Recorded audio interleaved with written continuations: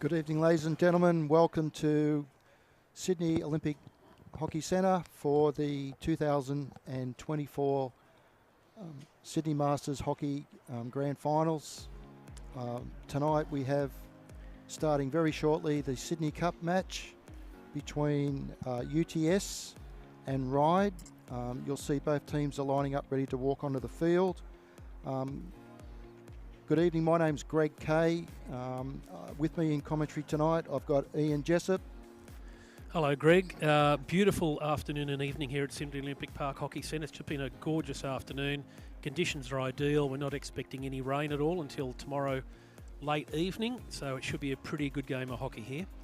Yeah, just for people who are tuning in for the first time, Sydney Masters Hockey commenced back in 1982. So this is the 43rd year of Masters Hockey for men in Sydney. Sydney Olympic Park Hockey Centre has been the home since 1987. So currently 545 registered players in 30 teams across 13 clubs in 5 divisions. One of the real benefits of the strength of the competition is that people travel from Newcastle, from Central Coast, from Wollongong, from Lithgow and Orange into play in our midweek comp on both Tuesday and Wednesday nights. So some fantastic opportunities for people at Masters level to come in and play. And I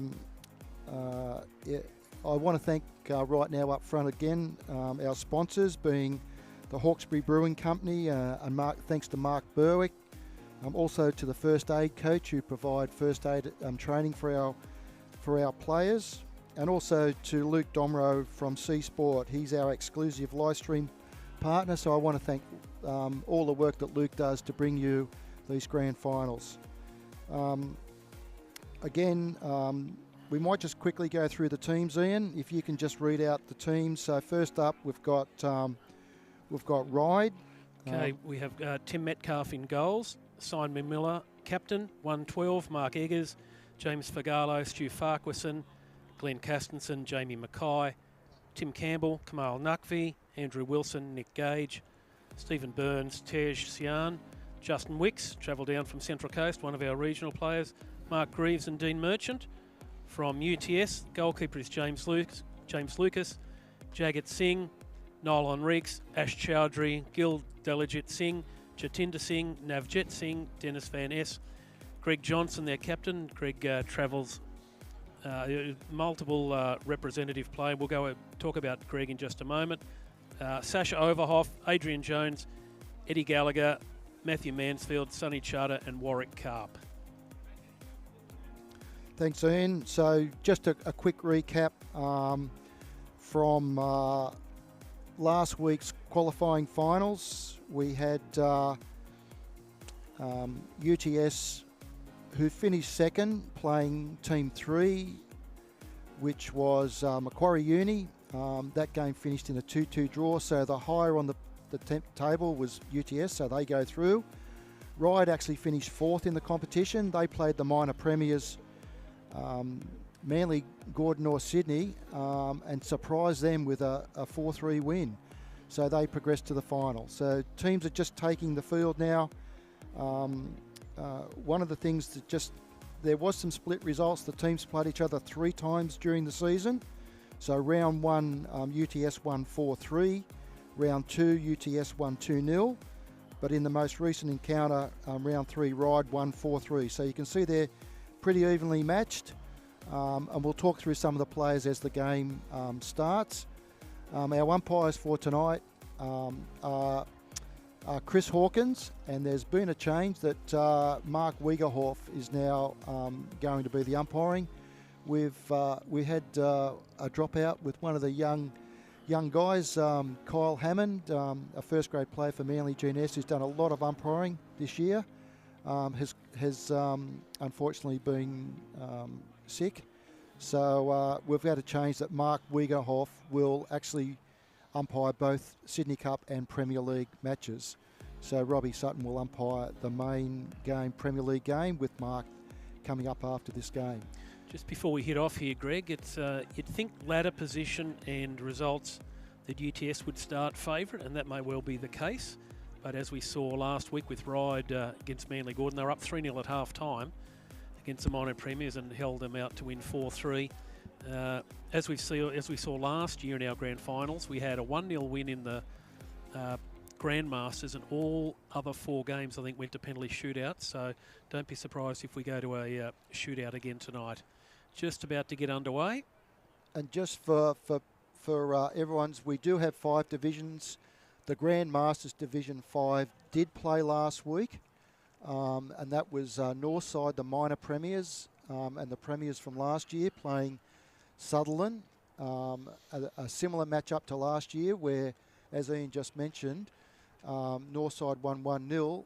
This year it was a 0-0 draw at the end. It went to a shootout, and Sutherland won that 3-2. So the Grandmasters Premiership winners for 2024 was Sutherland. And during the halftime break, we'll show you the team photo of this match. We'll show you the team photo of the Sutherland boys with the Premiership trophy. So, yeah, 5 divisions. So we're ready to start.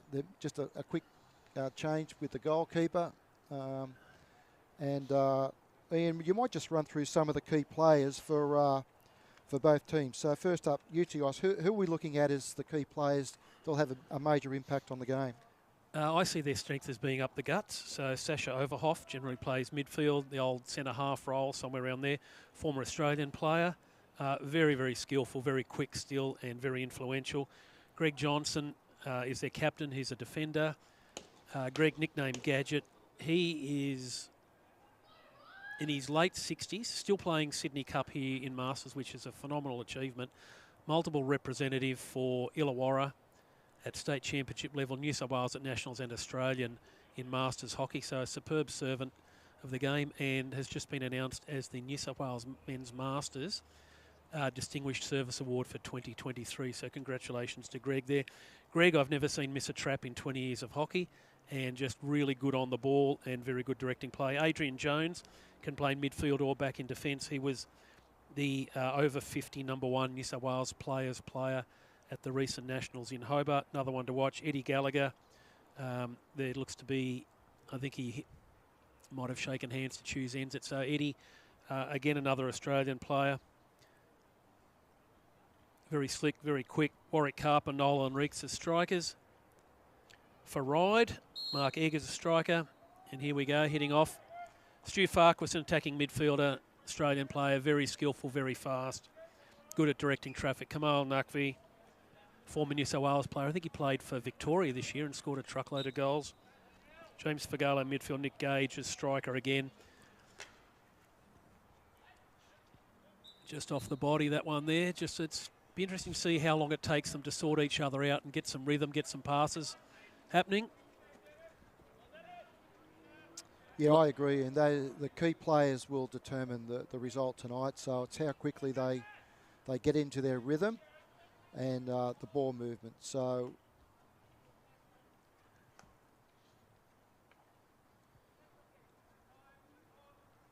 let's see where Ryde just pulling back at the moment. No real determination to press at the moment. It's a bit of a sorting out period. They are playing one very high striker though, and Ryde have pulled a player back to mark him. Potentially frees up space midfield. Here's Sasha Overhoff now with it. a special welcome to Ian to all the those who are tuning in from in Sydney and around New South Wales. There's also strong interest from those in other states, and we've obviously got Masters players around the world at the moment. From our stats from the last couple of years of live stream, we've had people from all over the world tuning in. So welcome. Hope you enjoy the hockey tonight. Again, tomorrow night we've got 2 more grand finals, so stay tuned for that as well. But UTS on the attack at the moment. Sasha Overhoff on the ball, very precise in what he does. So Greg, if you were coaching Ryde, what would your tactics be, seeing as they finished 4th and would go into this match as underdogs, not writing them off by any stretch of the imagination, but as underdogs? What would your tactics be? I think they've got to get their key players on the ball a lot, and they've obviously got to minimise Sasha's influence on the game, because he will control the game. if you're not taking him out of the game, giving him less time on the ball. But Ryde actually have to move the ball around. I think they're a team with more mobility. But UTS will play very methodical hockey and take their chances. So they don't create a lot, but when they do get up in that 23 area, they're very good with Warwick Karp and Nolan Ruiks in making something happen. Again, with Sasha, he's a dynamite on penalty corners. So UTS score a lot of goals from penalty corners. So Ryde need to minimise what they do in giving penalty corners away. But I think they can counter-attack. That would be the strategy, I think, for them. We saw that with UTS last week when they played Macquarie Uni. Macquarie dominated the first half to a large degree and really were all over UTS, but couldn't find a way to really get clear chances, and then UTS put 2 corners away. Macquarie came back with 2 goals, and the last 7 minutes were pretty tense, but UTS hung on, and having finished 1 point higher on the ladder, went through. There's a very rough tackle in there. If I was Ryde, I'd be looking to avoid the midfield where Sasha and Greg Johnson will be, and really try and attack quickly down the wings, get around the strength in the middle and attack down the wings. Well, did you see how they double-teamed Sasha straight away, gave him no space? And that's a key to just to minimise him impact. Some nice skills there, but it met with a good tackle too. That was Adrian Jones pushing up from the back as well, so he's probably playing in the midfield tonight. Again, trying to go through Overhoff. It's a bit route 1 at the moment, up the guts.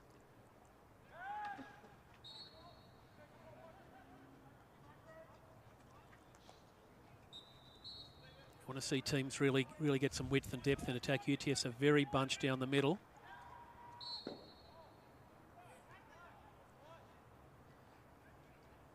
So very experienced umpires tonight too. Chris Hawkins, highly regarded umpire, umpires at New South Wales level. Mark Wiegerhoff joined Sydney Hockey this year, umpired first grade hockey and has done a lot of Masters games as well. Similar with Robbie Sutton, who umpires first grade. So the Masters hockey are very fortunate to have some high quality umpires that officiate our games.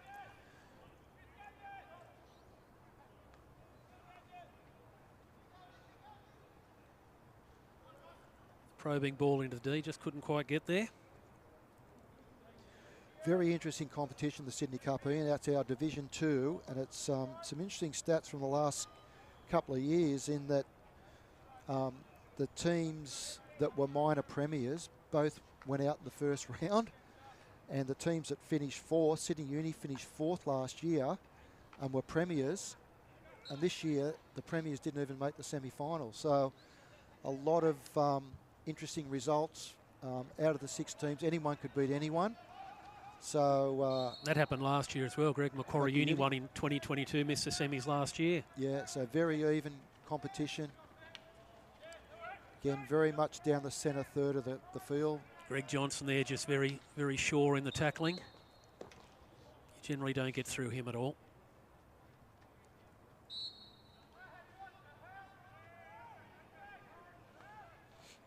There's some conjecture over that free hit.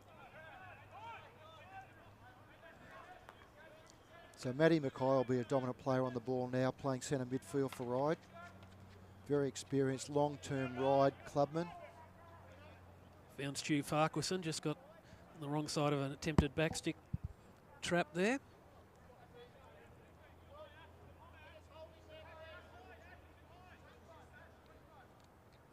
The side's just taking their time, no hurry to really press hard at the moment. Feeling each other out. Simon Miller in defence, the captain for Ryde, very solid defender. Sydney representative player this year as well. Both sides are stacked with representative players for their respective associations and at New South Wales and Australian level.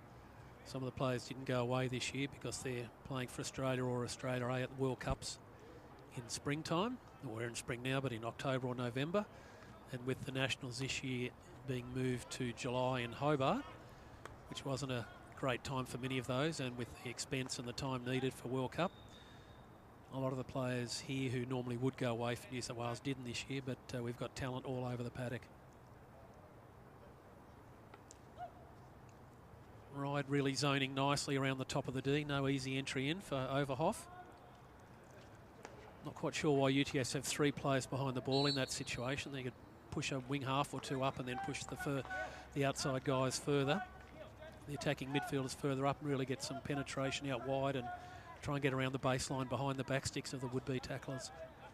Yeah, I think Ryde have got the right idea. See how they're spreading the game a bit more. UTS are very much down the centre third of the field. Obviously, Ryde are expecting that. They've got all their players in there when they defend. So they're really frustrating UTS at the moment. Whereas Ryde are actually starting to move the ball a lot more now.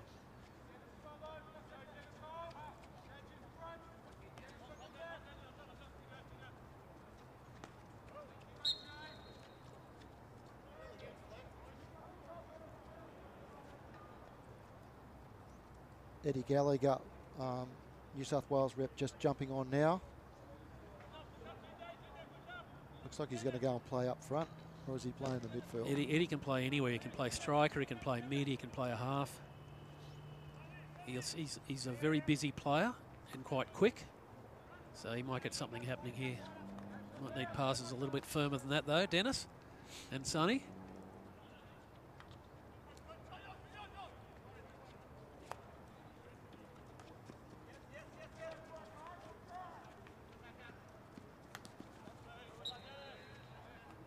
Three guys outside him, but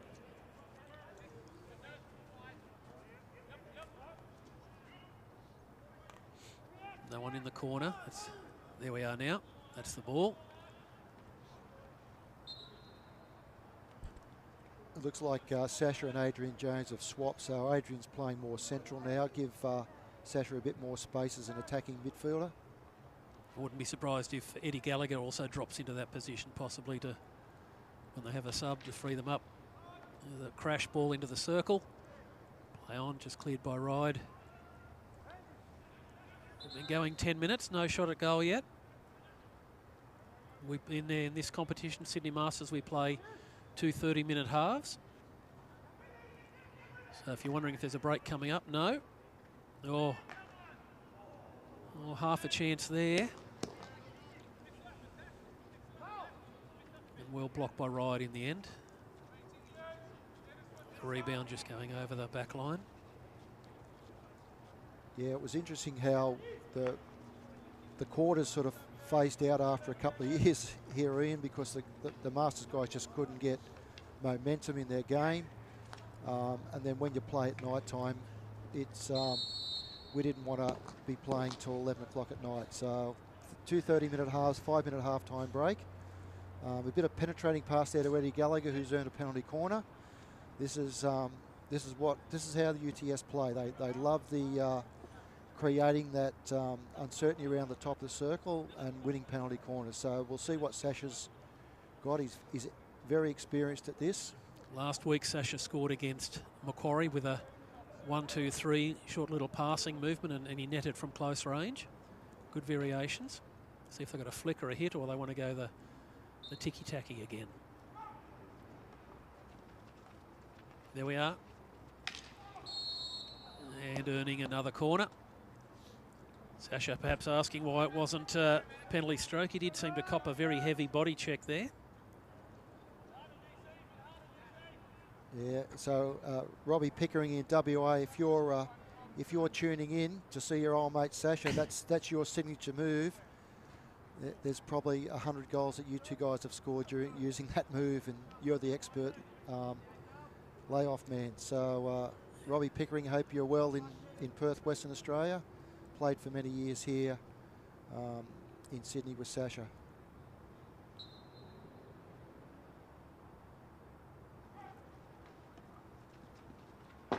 Oh, that one's in. Low to the right-hand side of the goalkeeper. So 1-0. UTS. Yep. In the 12th minute. Yep. Tim Metcalf, the goalkeeper, just didn't have a quick stick on that. Got right in the corner. really nicely placed, just at that height that's difficult to try and get a pad to. Watching international hockey and a lot of top-level hockey, goalkeepers don't seem to dive or go down anymore like they might do in lower grades. They tend to trust their reach and their post men and post women. So that one just really nicely placed, making that familiar sound of that big donk on the backboard. Yeah, that's really the goalkeepers these days. They really just tend to offset a bit.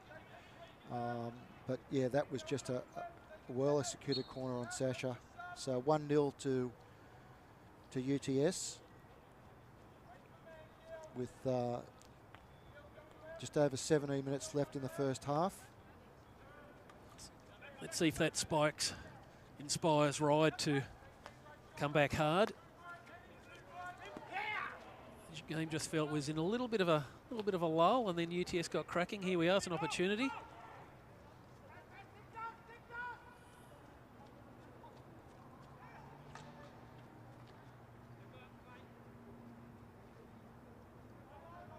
Being nicely held in the corner there. That's Warwick Carp aiming for Eddie. Well defended.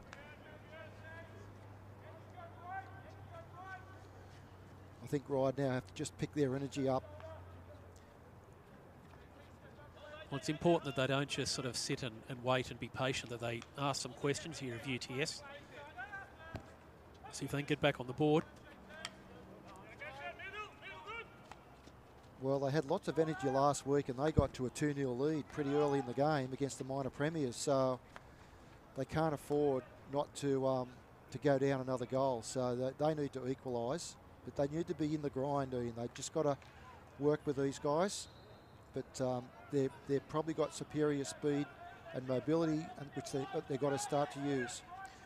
They need to do a lot more work off the ball too. They're getting some nice passes out wide, but once that ball goes wide, there's not a lot of support infield or close by for that little ball in that just beats the advantage line. Got 4 up high at the moment. You might not be able to see it on your TV screen, but Ryde have got 3-4 up in the attacking quarter. They're all on a line across the field at the moment, so no depth behind onto the baseline to drag a defender out and open up some space. Might be waiting for that last pass. I'd like to see them there earlier, ahead of the pass. Every time a high striker takes a defender out of the middle of the field, it opens up a space for someone else to lead into. It looks like UTS are falling away as well, so they're trying to consolidate. They don't concede a goal. Very, very often in hockey you see a team that scores and it's the 2 or 3 minute rule. They tend to relax when they score. How often do you see a goal go back the other way because of that relaxation? So the German men's team for decades would concede a goal and within 2 minutes they'd score. Just phenomenal at it, they were.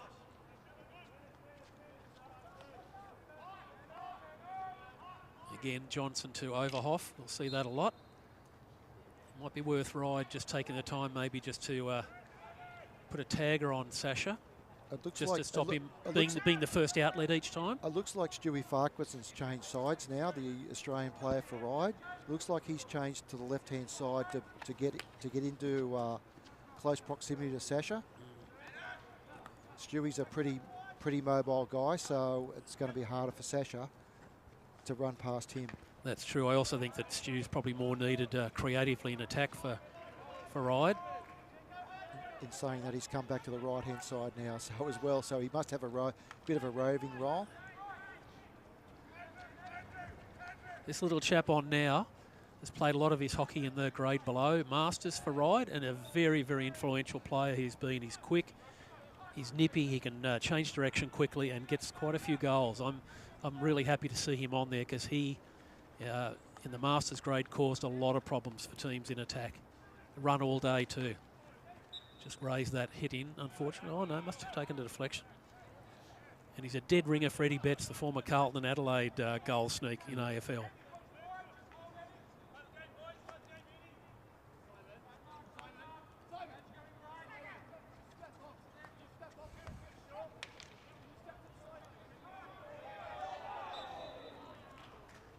Looks like a corner to Ryde now. Yeah, good umpiring. Just taking advice from his colleague there when he was unsighted. Yeah. Again, very much a team, the umpires. They're generally mic'd up as well with Sydney Masters hockey headsets. Very experienced umpires, Chris Hawkins and Mark Wiegerhoff. Again, umpiring as a team. The right decision. So here's a chance for Ryde to even up the game with their own penalty corner.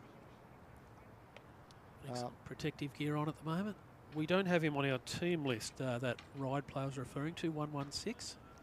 Try and find out his name shortly. I like the fact he's on there. I think he'll give them some real spark.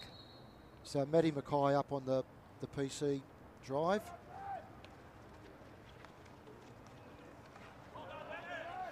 Well read by Dennis Van Ness there on the layoff. Just waited for the stick to come up for the shot.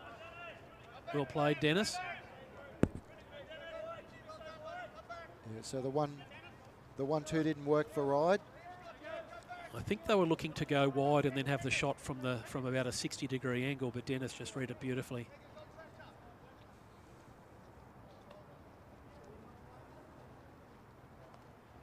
The pass there, I think, could have been a lot firmer too when you're going to lay off early.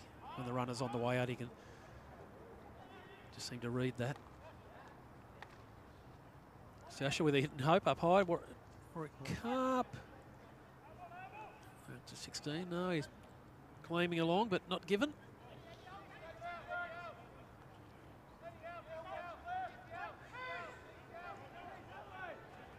Beautiful night here at Sydney Olympic Park for the Sydney Cup Division 2 Men's Masters Hockey Grand Final between UTS Raptors, who are leading 1-0 against Ryde.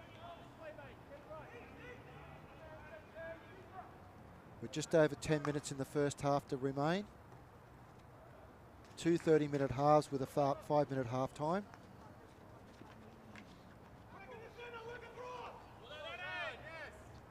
Good tackle from Eddie Gallagher there, robbing Glenn Casterson.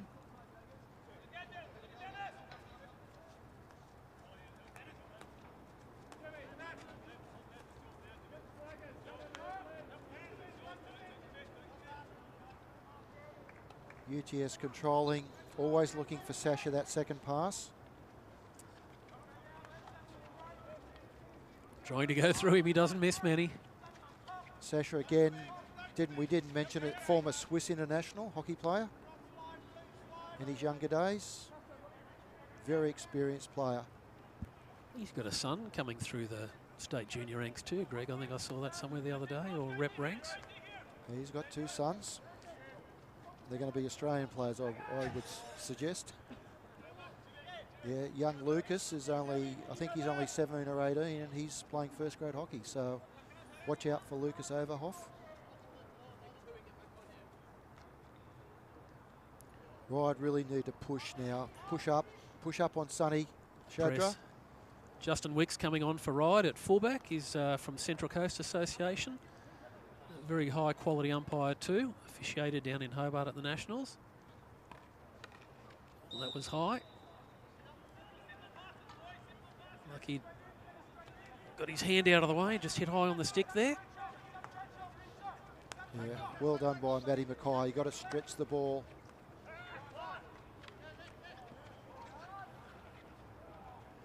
Almost something there, but not quite. Johnson, Gadget in there again.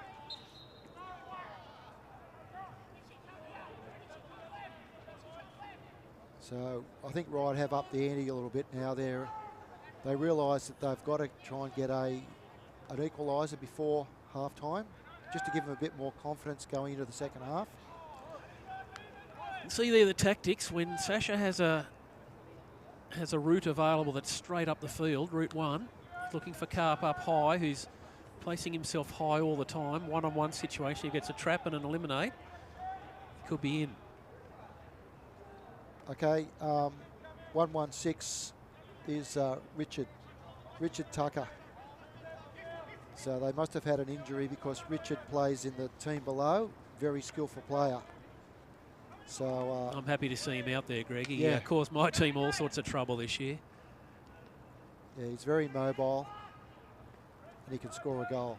Oh, nice Tom across, well met by the keeper.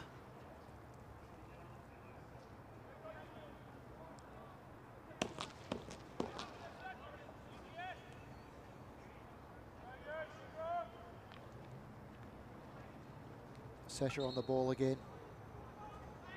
They do have lots of players around him.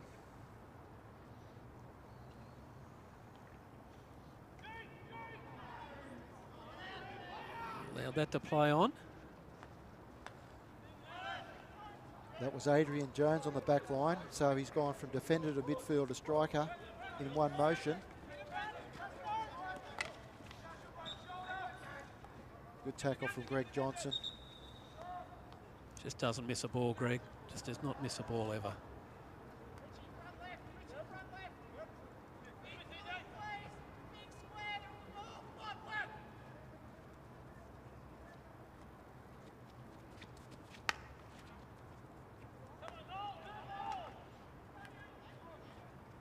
Turnover here, a really rough tackle.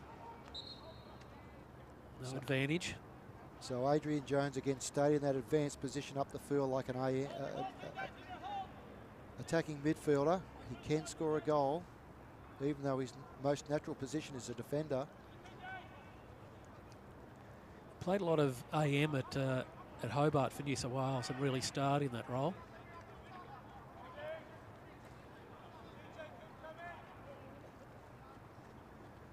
Yeah, just over 6 minutes to go in the first half. Well, that's a brilliant trap. That's Tucker there.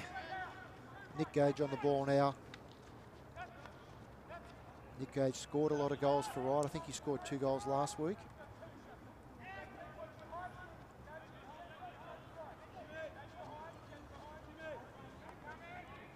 So UTS will frustrate Ryde. They'll try and just play methodical possession hockey. Whereas Ryde want to go, go, go. Just miscommunication there. Ball going over the sideline.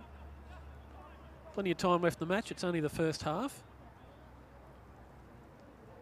So 1-0 to UTS. Penalty corner from Sasha Overhoff. Ryde with 2 penalty corners and not having a shot. Stu Farquharson waiting to get on. They need him on there. Drives a lot of their play.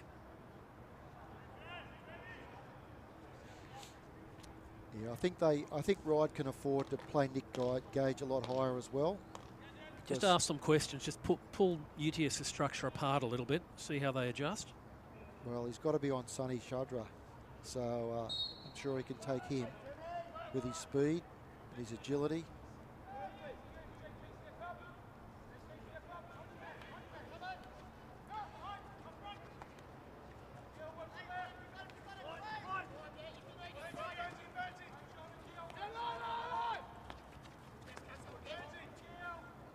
Yeah. It's going to be hot out here tomorrow. It's going to hit 30 degrees out here at lunchtime tomorrow, and then there's a change coming. It's going to get a little bit of rain tomorrow. It'll still be quite warm for our games. It'll be 24, 22 degrees for the games, and then it'll be quite cold again Thursday. So both nights of grand finals here played in pretty nice conditions, really. Just feel like the game's starting to open up a bit more now, Ian. That's off UTS, so Ryde got a chance just to... Haven't really held the ball much high, just a chance to do something with it here. Now they're over the halfway line. Players close to the ball. Oh, that's a nice probe. Picked up by Sasha. That wasn't a clean trap. It was a lovely through ball. It's a play on. Take the free hit. Again, in that situation, you often see the top-level hockey teams will have a player on the baseline so they can go to and then push through the defender's backstick. Farquharson.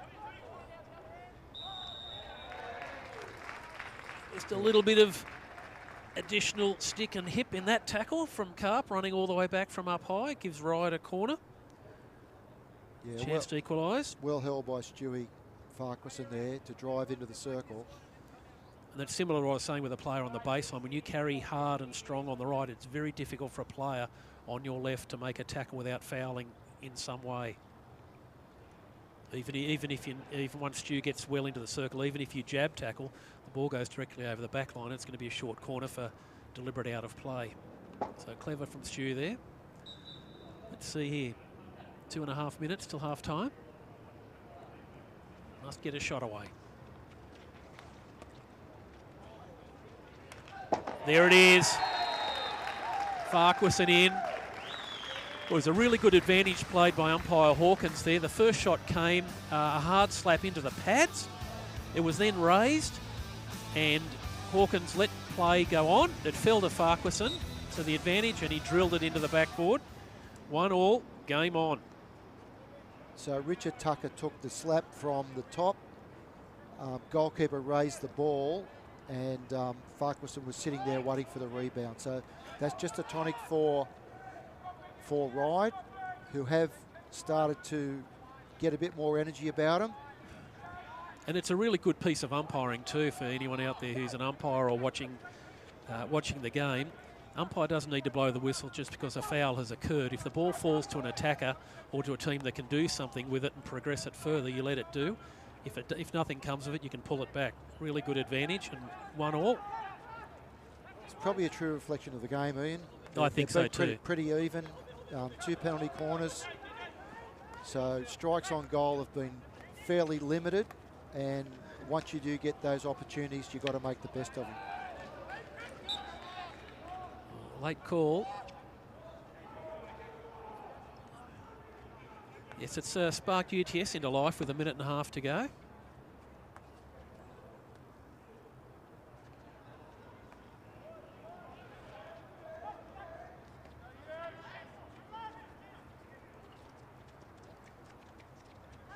Not much support for Farquharson there. Just one player out on the wing.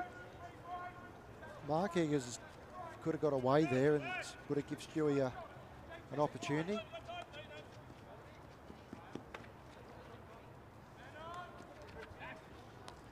I'm not sure I've seen Mark Greaves tonight. Maybe he's the out for Tucker. Yeah, Mark Greaves is not here, probably away on work.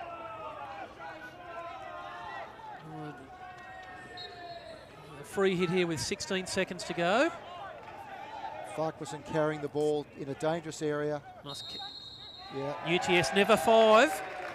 That's really lazy play. The default act of a defender in that situation has to be just to get the 5 metres.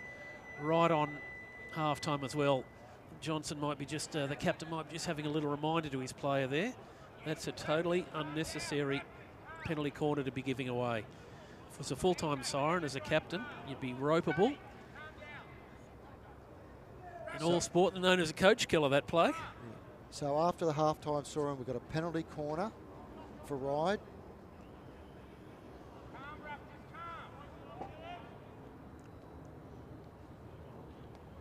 All the Ryde players up.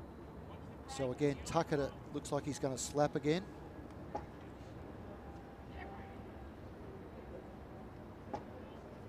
They can't let it go beyond the dotted line as they might in normal play. Have a free hit. It's in under the keeper, that'll be another corner. Strikers there, keen for the rebound, just have to be careful they don't attack the keeper and give away a free hit. Keeper might have just been asking if that happened in that situation.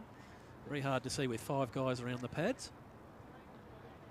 That the push out could be a little bit quicker. But when you've got the numbers for an overlap here, you might be looking for a variation with some really slick passing. UTS with 6 men on halfway, unlikely to get back and prevent the shot. Well, we've got a break. We've got a break, so halfway. So UTS will be down a player. Unless it is too, yes. Adrian Jones broke before the corner. Didn't know whether it was a Ryde balk on the hit. Surely with this overlap now they're going to go around and just work it around with only 3. They must do a passing option. 3 defenders plus the keeper. They've got all the space they need now. Oh, missed the trap. Well, 1-1, as you said, pretty fair reflection. A really good chance blown there by Ryde, not being able to get that trap clean. Pitch sometimes does bobble a tiny bit. There's a bit of top spin on it when it hits a trap, hits a stick attempting to trap, might just pop up a little, hit a foot or a part of the arm. So at half time, Sydney Cup Division 2, Sydney Men's Masters Hockey at Sydney Olympic Park. We've got a 1-1 score, UTS 1, Ryde 1. We'll now go to a 5-minute half-time break, and in this break, we'll show you the Grand Masters Grand Final winning team, Sutherland. We'll post a picture of them with their trophy, and we congratulate them and all the guys who played in the Grand Masters division for 2002-04. We'll be back in 5 minutes.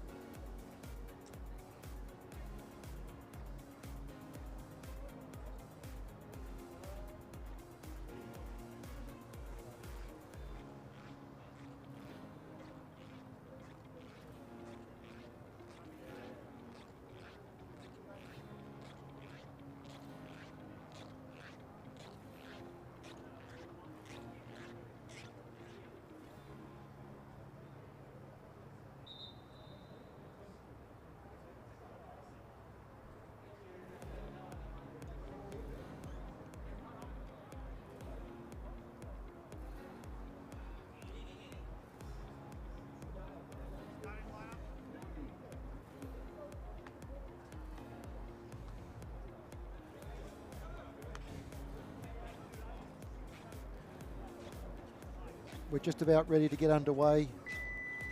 The second half of the Sydney Masters Grand Final for the Sydney Cup Division 2. Here live at Sydney Olympic Park, the home of Sydney Masters Hockey.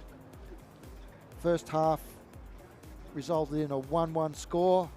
UTS were first to get on the board with a penalty corner from Sasha Overhoff. Ryde then, 5 minutes before half-time, picked up their energy, picked up their ball movement, equalised to make it 1-1, and then after the half-time siren, had another opportunity with a penalty corner to go in front, but well saved in the end by James Lucas. So umpires again tonight, Chris Hawkins on the near side here, and Mark Wiegerhoff. Very experienced umpires, Premier League umpires. And it's Greg Kay here with Ian Jessup, who will help commentate on the match. Bit of a soft turnover there from UTS, gives Ryde a chance to launch an early attack. See if they can hold the ball, have possession up high. How have you seen the first half, Ian? What are both teams got to do now to break this deadlock? Depends which team really wants it. There was the pace, the first half, you have to say, was fairly pedestrian, and that just may have been both teams happy just to feel each other out and see what the other team might throw at them.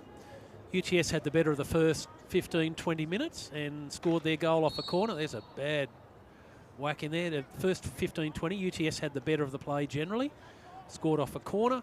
Ryde then decided to lift their game a little bit and rightly earned some corners and scored. So if I was Ryde, I'd just be, if you've got 3-4 guys on the bench, I wouldn't be playing this at a slow pace. I'd be testing some of UTS's older players.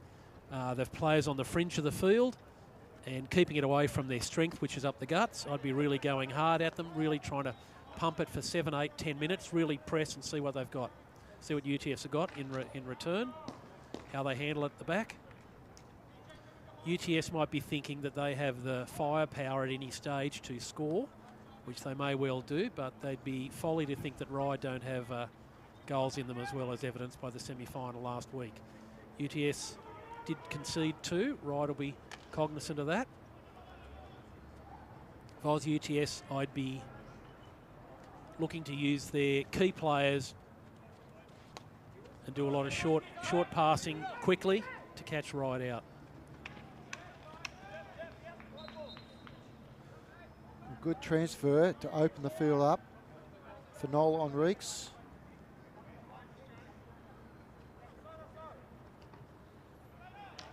It's going to be a long by the look of it. Carp just pressing. Ryde cleverly getting their feet out of the way so it only comes off the stick. I think Ryde have done a pretty good job in minimising Sasha's involvement, but you've just got to be on your game. You've got to be on your game the whole time. There's a corner for being inside the 5. The Ryde player arguing that he had retreated. I think Chris Hawkins arguing that he was never 5 to start with and that he had to stay out of the play until such time as he was called to be in it. Almost in the exact same location as where UTS gave away that corner right on half-time. And that just lets UTS now have a chance of getting into the lead for the second time in this grand final. Well, that was experience from Sasha, knowing that Nick Gage was inside the 5, ran straight at him.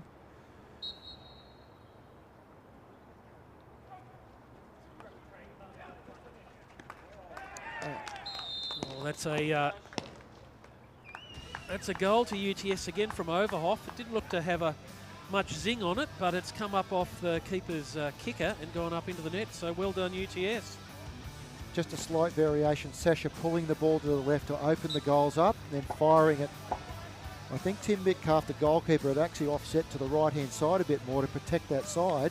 Sasha saw it, drifted left, and then fired across his body into the centre left of the goal. If the keepers again, look at that. Sasha's just controlling the ball now. So Ryde have to be really careful that they don't let him get control of the game, because he'll take it away from them. Metcalf in goals there. If you just, sometimes the keeper plants a foot expecting it on one side, then they're not able to change direction quickly and might just hit the pad without being able to have any effect. That's a lovely high ball to Carp. was a nice probing ball there. So you notice UTS have got their 3 guys up high all the time. That's really stretching the game out. This half they've had 3. First half they just had Carp on his own. This half they got the 3 up, which is great. I like to see teams really press high. But that gives more midfield space for Sasha and for Adrian Jones, who just did a 1-2. Ryde need to be careful they just don't get caught out here.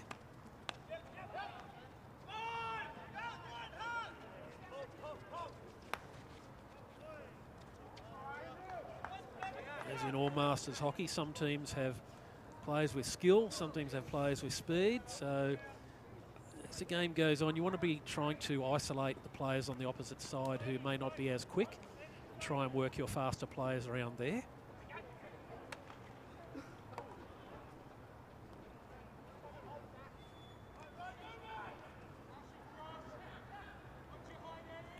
I think that's Diljit Singh, who's normally a defender, so I'm not sure why he's playing up high tonight.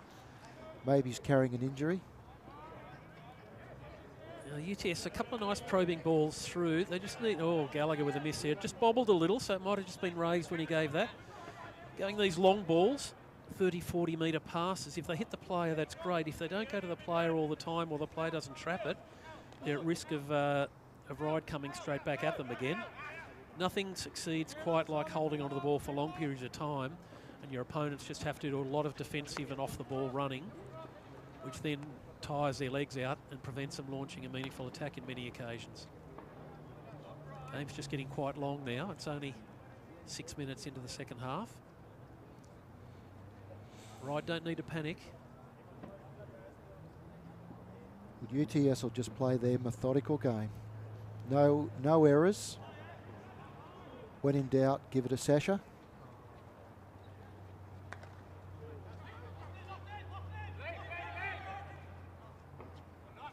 That's our Chowdhury there, keeping it in.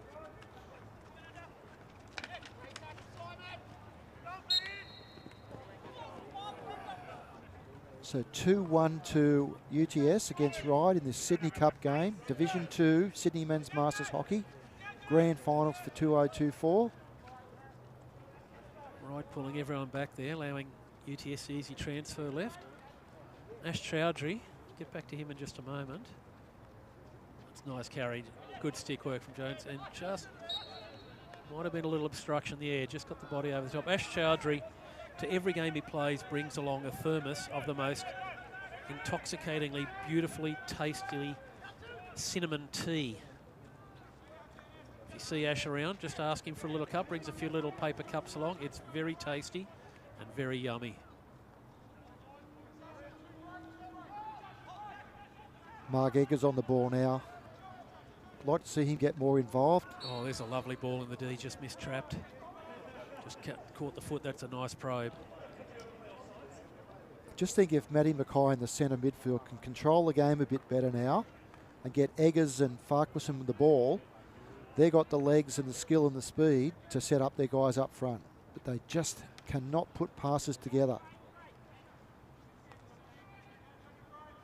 You don't want to engage Overhoff in the defence, but you want to draw him towards where the ball goes and then get it out wide straight away so you minimise his input. Well, no one wanted that up high. Angled ball in. And just Ryde need to get back to their passing game. Just multiple passes. Both sides have gone very long, Greg. I'm not sure why. The UTS think they're every chance of getting 3-1 and then they can park the bus or just take it easy from there. Ryde don't need to panic and... Oh, there's a nice... Oh, must have just copped a bit of the body. That's what I was mentioning in the first half. Nick Gage up front. He's got to sit on Sonny Chadra. There's a turnover there all the time, and that's going to help Ryde get back into the game.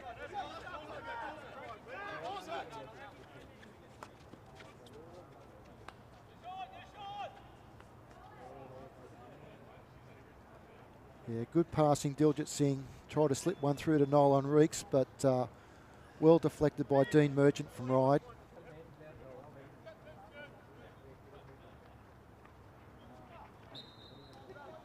Adrian Jones on the ball. So their key players, Adrian Jones, Sasha Overhoff on the ball a lot.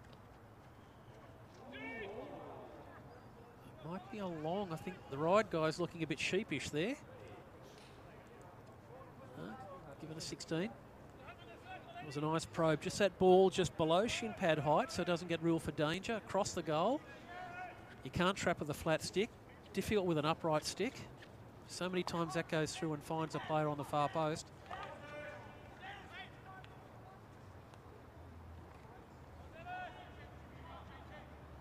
As soon as Farquharson gets involved, things happen.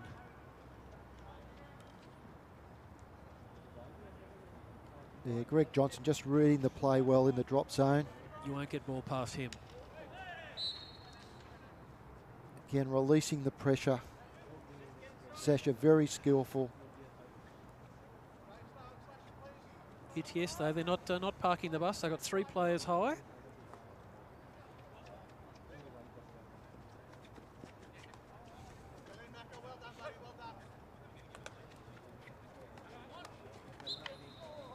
Was raised by UTS, no, further. Must have copped a foot further back.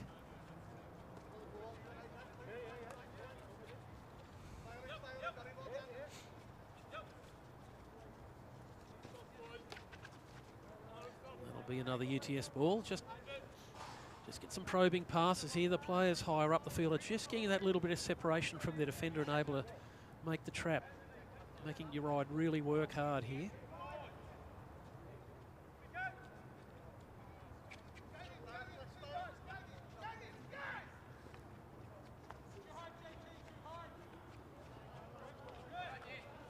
Again, Adrian Jones on the ball again, trying to create space for Diljit Singh. Lovely ball through to the baseline, just missed it on the back stick. If he'd led a little bit wider there, he might have been able to take 4 stick and go in one movement.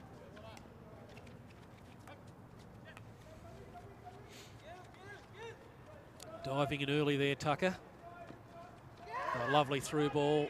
Just the angle not quite right for Gallagher there, hunting at left post. Yeah, the move for Ryde is not left and down the field because that's where Overhoff's sitting. So it's got to go back to the centre, back to the right, and transfer, which they're looking to do now. Yeah. To Farquharson, that's just hit his foot.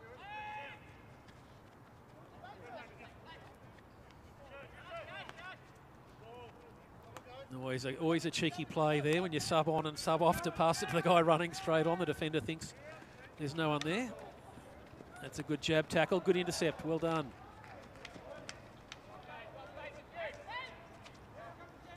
Andrew Wilson there. Son Lockie, I think, is now playing first grade for Ryde at age 16 or so. Farquharson with a lovely carry and a probe and a shot and saved. Well done, James Lucas. Had his reaction really quick there. Well, here we are. Oh, lovely layoff. Need to go far post, just hold his nerve there.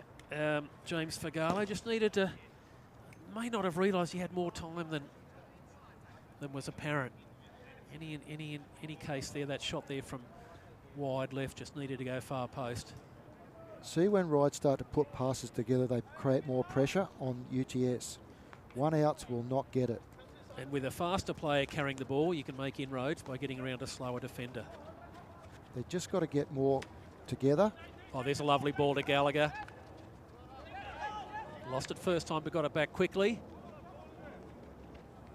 And a lovely advantage and a goal. That's beautifully played. That's a great ball up from, I think it's Jatinder Singh. Yeah, Jatinder Singh with the turban there at right fullback, right half. Lovely through ball to Gallagher. Did all the fancy work and then Karp with the tap in at the right post. That's a beautifully taken goal. I think that's a good, that was well umpired by Chris Hawkins again, allowing the advantage. Eddie Gallagher was stick checked, but he let him play on, beat the player, and then a great inside post for Warwick Karp to tap in. So UTS now 3 to Ryde 1. And there's just over 16 minutes to go in this Sydney Cup Division 2 Grand Final. Lovely tackle. You'll see Ryde start to get a lot more energy now. They'd had some pretty good passages just before then, but UTS with those probing passes, and shows the value of having players sitting up high, not just one a one-out attacker, but 2 or 3, so you've got multiple targets. And if you can beat your defender, anything can happen.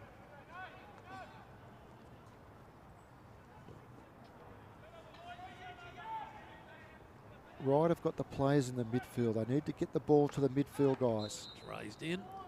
Eggers and Farquharson here, well open. UTS have got 5 back now, including Overhoff, so they're obviously happy to sit back and let Ryde come at them. Ryde need to be patient. Blasting a ball to a lone striker with 5 defenders around him is not going to work tonight. Important thing here is not to lose heart. UTS will be thinking they're pretty comfortable. Ryde have had a couple of corner chances. In general play, haven't really threatened apart from one shot this half, but they should not underestimate Ryde at all. Ryde should say to themselves, we can score goals. We have scored goals. Keep asking questions of the defence.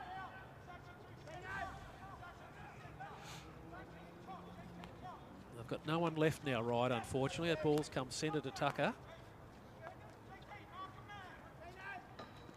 But no attacker on the entire left half of the field there. That's nice play. A good intercept from Dennis Van Ness there. And Ryde play just need to be a tiny bit hungrier there. Eddie Gallagher ghosting in behind Tim Campbell. Nicely done in the end. Just nicely weighted as it was. Players running furiously, just couldn't quite intercept. That's better from Ryde. Just show some patience. Firm passes. Working off the ball. Lots of calling. And that hole will open up. So we've got Simon Miller sitting out here on the left-hand side, completely open. Yeah, well done. Well done, Wilson. That's really good hassle on your opponent there to win the free hit. No width, though. They're all bunched. It's all very narrow.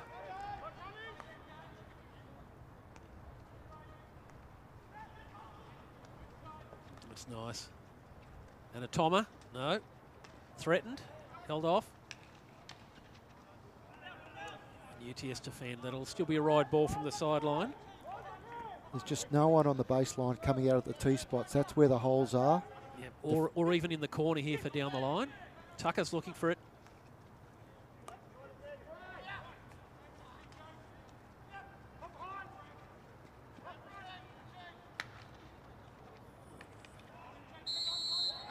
He's given a corner there, a yard inside the 25. Yeah, Tucker on the ball, good skills. Again, they're very narrow and having to run through 3 or 4 players. Carp just coming in a little bit hard from behind. He might have felt he had the flat stick, and Tucker may have been doing a little bit of protecting of the ball there, but this gives Ryde a chance now.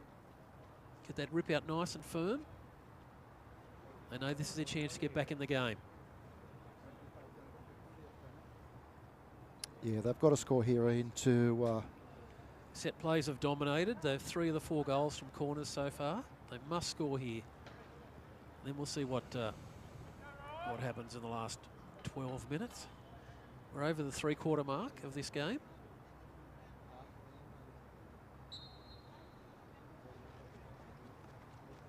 Feel nice and strong.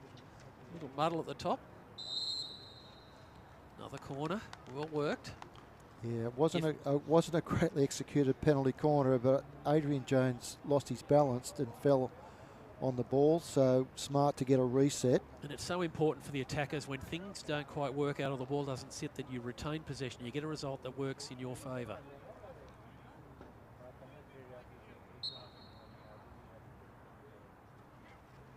That's how quick it does bobble that end. It can bobble a bit.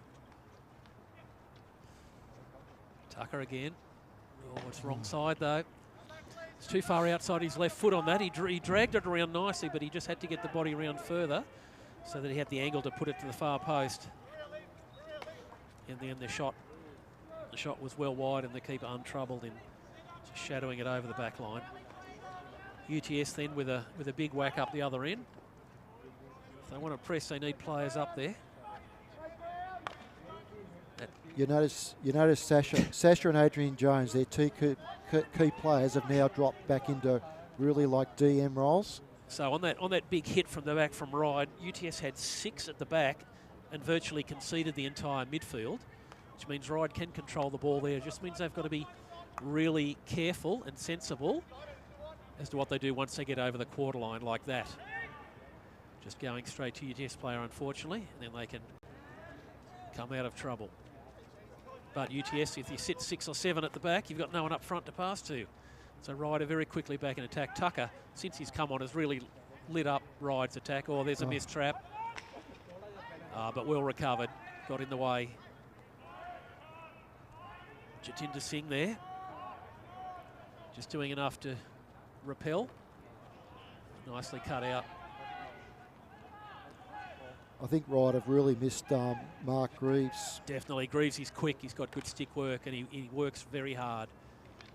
New South Wales player would have played in the midfield. Yeah, he's got some real zip too. At his age, Greavesy, not many guys in their late 50s can really sprint and run fast and hard the whole time, and he's one of them, yeah, so they definitely missed him tonight. I think Kamal Naqvi might be another one who's not playing tonight as well, just having a look off the team sheet. There are a couple of late changes. Well defended. And he's a definite goal scorer as well, yeah. So they've really missed a couple of key players tonight, Ryde. They've had their chances, though. They've had 4 corners they haven't converted. Just got to move this ball quicker and across the field like this. Just keep moving the ball. But not through the opponents. Jones now. Looking for Karp on the far post. There he is. Oh, back stick out for the deflection, but he was just half a yard behind it. Couldn't get the stick in front far enough to get that angle that needed from outside the post to put it back in. That's a beautiful probing play there, and really well worked. Unlucky not to get rewarded with a goal for that. That would have given Karp 2 for the night to go with Overhoff's 2. Again, Sasha on the ball. He's just so strong. So composed. Just over 8 minutes to go, folks. Sydney Cup Grand Final 2024. There's a nice ball finding Karp. Oh, Wick's beautiful tackle, but he's lost it. And Karp's fallen over it. It's a bit of calamity capers at the moment. It's straight back to UTS. Oh, saved on the line. Justin Wicks has had 3 huge plays in barely 20 seconds. That's really great defending. As a captain, as a teammate, you just want to see defenders who really put themselves on the line. That's inspirational play. Can Ryde capitalise on it? Can they build on that and say, well, you do the heroics at one end, we'll do it at the other. Campbell just not quite, just a bit slow there and no obstruction. Ball was too far out of his reach. He's half a yard from that, but they're straight back into it again, Ryde. Don't complain too much about decisions. You're still on the ball and there's plenty of... Oh, and he's got it back again.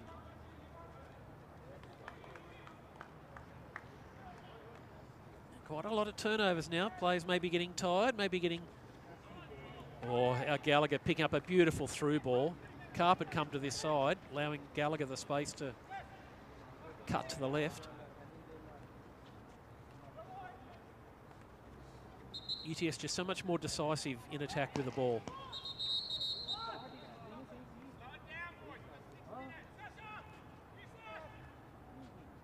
Yeah, Sasha Overhoff on the ball again now. Very precise passing with a great overhead. Adrian Jones. He can take that in and shoot if he wants to. It's off a Ryde stick.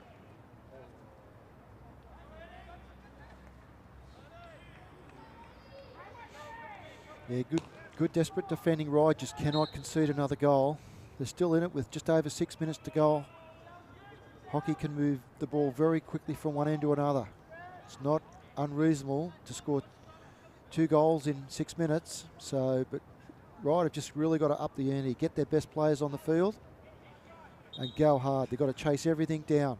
Regardless of the level of hockey, playing on AstroTurf, the ball can move so quickly. It can score 2 goals very, very quickly. At the Rio Olympics, New Zealand led Germany by a goal with 50 seconds left in the game and lost in normal time. Yeah. So there's plenty of time left. Although teams trailing do feel scoreboard pressure. Ball coming right overheaded now. Jatinder Singh. They'll just play keep-offs here, UTS. Oh, nicely picked up on the back stick. A gauge. Oh, there's some good stick work in there. Play Justin. Just a little scrappy there.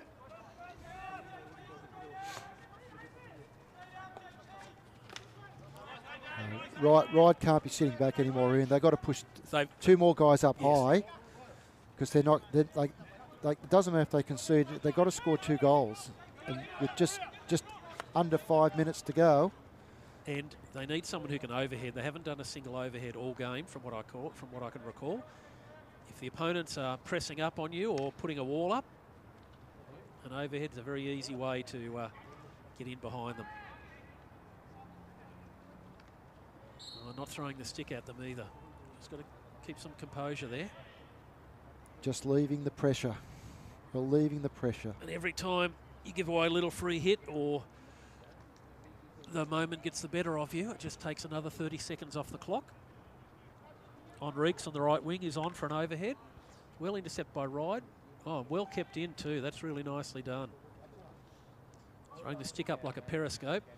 Often don't know where the ball's going to go. This is Tucker again, the late inclusion, who's been really giving them some spark. Wilson out on the wing. It's nice that he picked it up, but it's gone in behind. Having to chase all the way back. There's a player free at right half if they give it early. Yeah, well done, Simon Miller. Yeah, that's a great pass. But it's just raised 4 or 5 centimetres, a lovely ball, and of course if it's just raised a little bit, it might just go over the hook of the stick. Mark Eggers was in a great space there to travel forward, but just mistrap. Unfortunately, that just needed to be flat. It's a lovely cross ball and a nice tackle there, but looks like Dennis Van Ness able to recover and give a lovely backstick chink out to Gallagher. That's really quality defending there out the back on the left half. Not an easy space to be where you find yourself on your back stick a lot of the time. Could be a big long ball coming right wing here. After a miss hit, UTS recover. Ryde just needed to be hungrier on that. Oh, Tucker again, he's in everything. Yeah, he's been a little nudge there, I think, from Gallagher. Yeah, a little nudge. Yeah, Tucker's definitely been, with Stewie Farquharson, Ryde's 2 best players. They just need Eggers on the ball now. It'll be long, and again the clock ticks.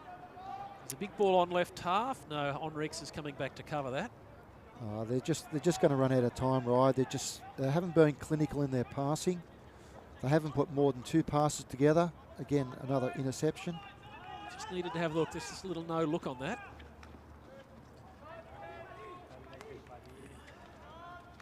Carp making good speed. That's a nice almost, I call that, ballmost. A lovely ball, but almost couldn't quite get there. We've got a whistle. What's happening? The goalkeeper's off.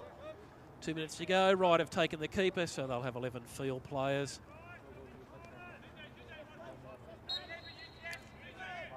Tactic you see often at high-level hockey now. A good mate of mine who plays in my team has wondered many times why they don't do that much earlier in the game if you go a goal or 2 goals down, just to make things interesting rather than the last 2 minutes. Yeah, I think they missed a trick there, because that change should have been made 2 or 3 minutes ago when they're 2 goals behind. Could have had 5 or 6 minutes with 11 field players. You're 2 goals down. Who cares? Give it everything. Throw the sink at them. So there's no goalkeeping privileges under the new rules with the goalkeeper off. Just 11 field players. And the idea is you push more people up front. Surprising the number. Oh, here we go. Carp with it. There's no one in goals. Enriquez is making huge ground across the top of the D. Surely he'll hold this and win a corner. Oh, he's missed the trap on a dive just off to the back stick. It needs to be tommered up the ground. It's David and Goliath there at the moment. Tucker's got the speed. Well done. Don't telegraph that. Good recovery. Yeah, we're into the last minute now. Just time's running out for Ryde. Just a very clinical performance from UTS. That's just the way they play, Ian. And Ryde have tried, but they just haven't had the finesse. They may get a consolation here. One under the keeper, that'll be a corner. 30 seconds to go. No timeout for corners. So that will be the game. Whether it'll be 3-1 or 3-2. See, someone might just copped a little knock there.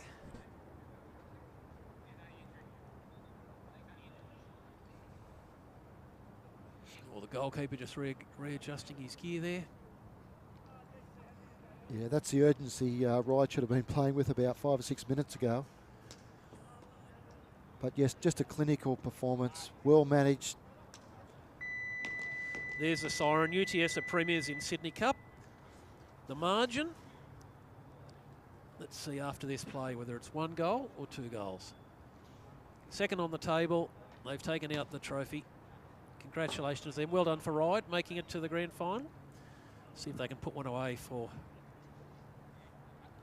the last goal of the season in Sydney Cup. Everyone's up inside the D. UTS don't need to chase back. The game's in the bag. A nice hit and a deflection and in. Woo, that is a nice goal. So final scores in the Sydney Cup, Sydney Masters Grand Final for Division 2. UTS 3 have defeated Ryde 2 with a second goal coming just after the full-time siren. So this is Greg Kay and Ian Jessup coming to you from Sydney Olympic Park for 2024 Grand Finals. We'll be back for the Premier League game very shortly. In the meantime, thank you for joining us. I hope you enjoyed the Sydney Cup. Well done to UTS and to Ryde. A game in great spirit. And well done to umpires Chris Hawkins and Mark Wiegerhoff. This is Greg Kay on behalf of Ian Jessup signing off.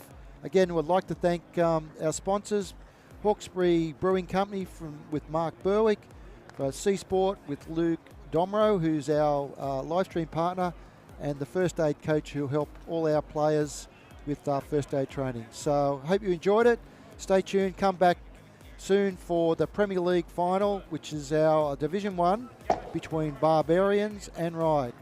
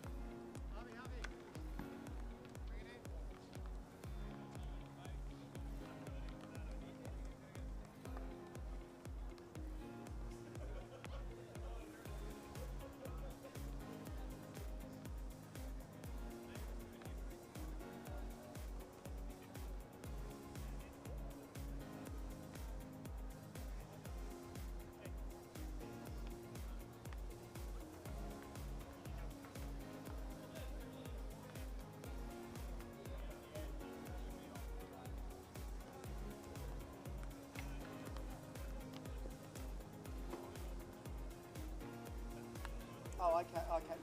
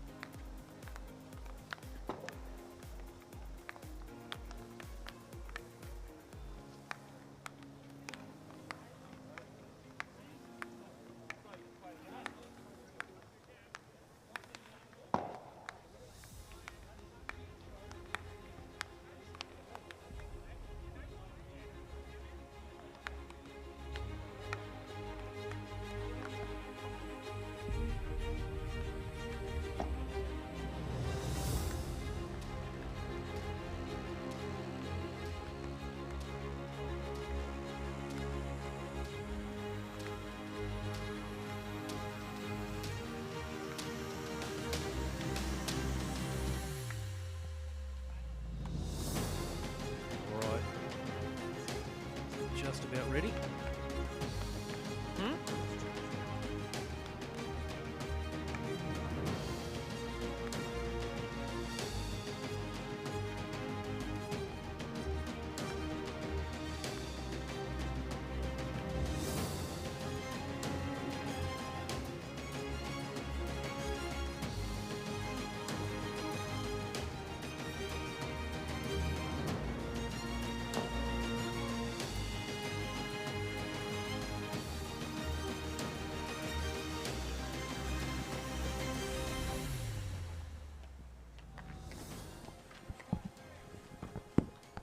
Good evening and welcome to Sydney Olympic Park Hockey Centre for the Sydney Masters Hockey Association Premier League Grand Final.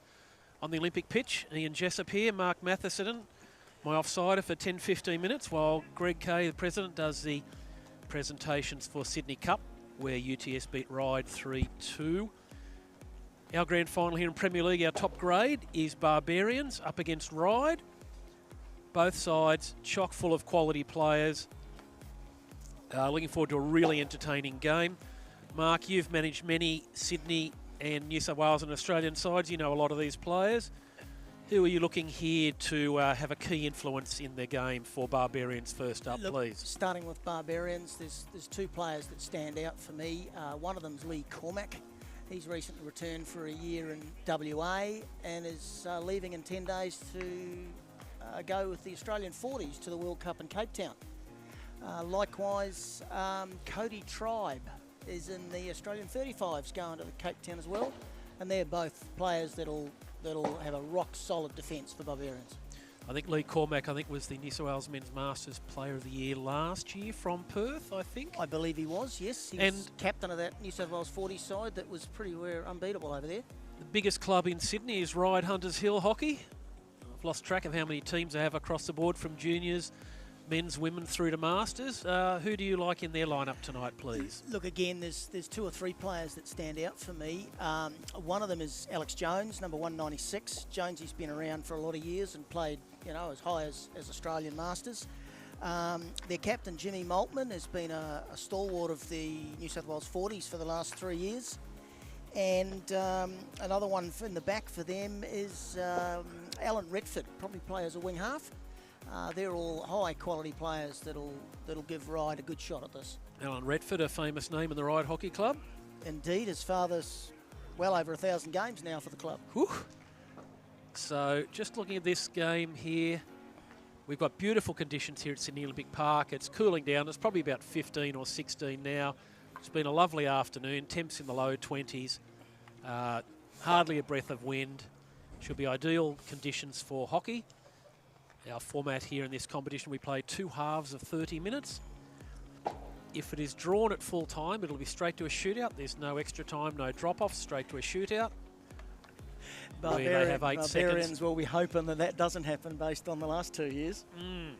A lot of the players here in the Barbarians, I'm not sure about Ryde, but I know a lot of players in Barbarians still playing Premier League hockey in Sydney on Saturday afternoons. So good to see that they are still at the top level of Sydney hockey, while also transferring across into Masters. Just waiting for the water cannons to do their last minute or so. I'm looking forward to a good, fast, skillful game. I can see that this could well be quite an open game of hockey. Both sides do tend to play an expensive game, and I suspect they'll really test each other. Umpires tonight, Mark Wegenhoff and Robert Sutton. Chris Hawkins on the bench. And noticeable on the last game, the Sydney Cup Grand Final, not a single card issued. So that was really nice to see on behalf of the players and the umpires playing really good advantage. Allows for a good open game of hockey with plenty of flow.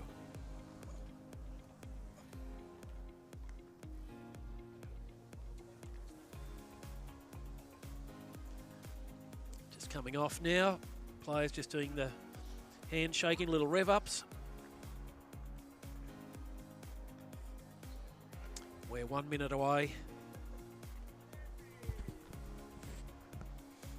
Tomorrow night we have the grand finals for the 3rd and 4th grades of this competition, which are called Masters and Senior Masters. So this is the pinnacle of Sydney Masters hockey.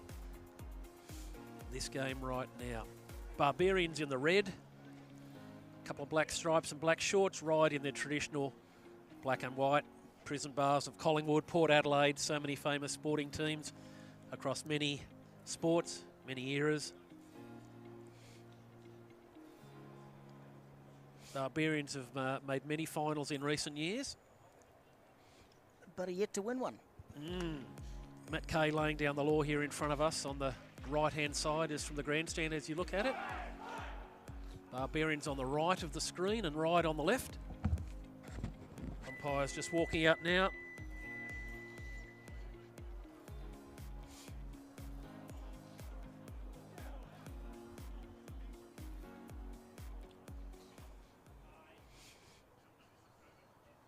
Maybe they haven't done the toss yet. Yes, with an old-fashioned coin instead of the stick, flats or rounds. Don't think it'll make much difference tonight. There's no sun setting. The sun's not a factor. The wind's not a factor. There's no rain. It's ideal. I think it'll be if you win, take the ball, won't it? Why not have first crack? Although a lot of the teams in this competition, if they have the hit off, they'll often just push the ball straight to the opponent.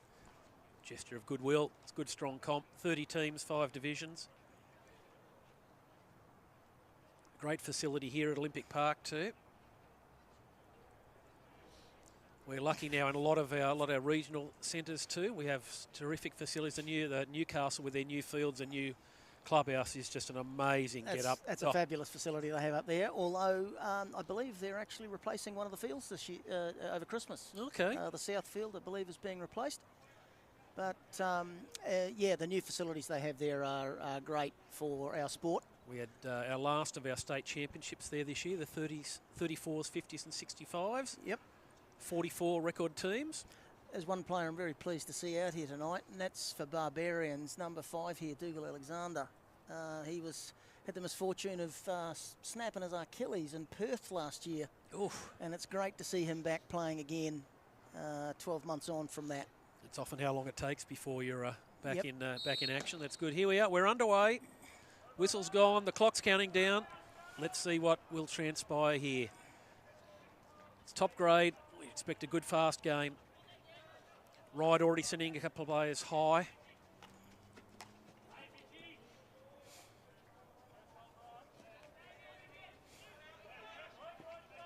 I'd expect to see a lot of ball go through Alex Jones, who looks like he's set up at centre mid for Ryde. I expect a lot of their play to go through him for him to control that. And he's already making himself available. A lot of calling. One noticeable feature already the first minute. A lot of calling from players on both sides. Oh, that's an odd leave. I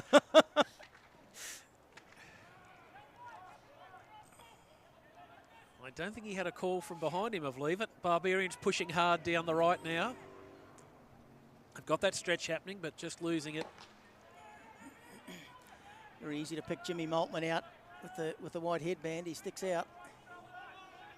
And that's a great ball across the field to set Ryde on their way. From our, that's just too far in front. Yep. From our height up here in the stands, we appreciate any obvious physical feature to recognise players, Absolutely. whether it's a bald head or a headband or shiny green boots. Yeah, but in Masters, a bald head, that can be half a team. Certainly in the older age groups.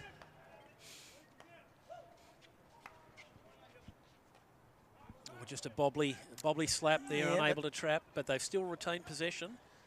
Oh, that's kept in. The whole ball was not out over the line. Umpire Wegenhoff right on the sideline there to rule on that. Some really nice transfers already. Ryde pretty much doing man on man here. Just a single player on the top of the D as the free man. I like to watch to see how teams set up defensively initially, where they go just zone straight away, or they try man on man just to deny teams that one-on-one option. It's interesting to note that Barbarians, the way they're rotating their back, Cody Tribe's been sitting in the back pocket. Dougal's rotated in there, and Lee Cormack on the ball now has come back. They're rotating very well through a diamond through that back quarter. They've played together for many years at club level. The last 5 or 6 years in Masters level here, this new Barbarians team, which is mostly from Norwest Strikers Club. Of course, many of them play together for New South Wales and in some cases Australia, so they do play a lot of hockey together. Well-drilled outfit. Good recovery from Dougal. Got beaten initially, but came back well. And a good fullbacks tackle there. Just held him up.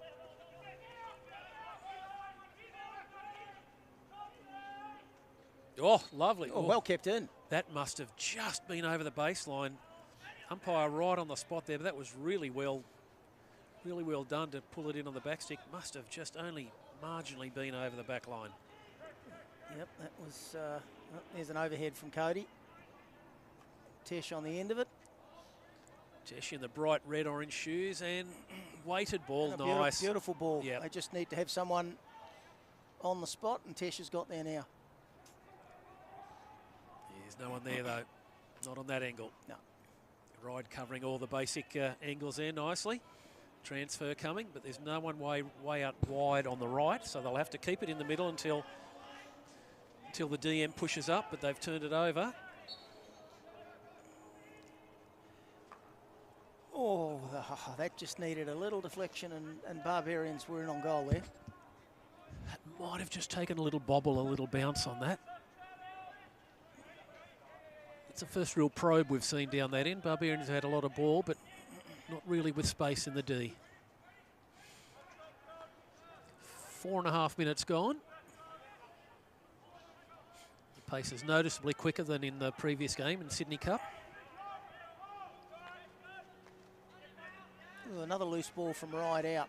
They're going to have to control that if they want to get on top of Barbarians. Sometimes it's hard as right half there. The fullback might see you coming back to pick it up and pass it behind, or might think you see you take one step forwards and put it in front of you. You can get caught if the fullback's head's down at the moment of giving the pass. Yes, can just be off.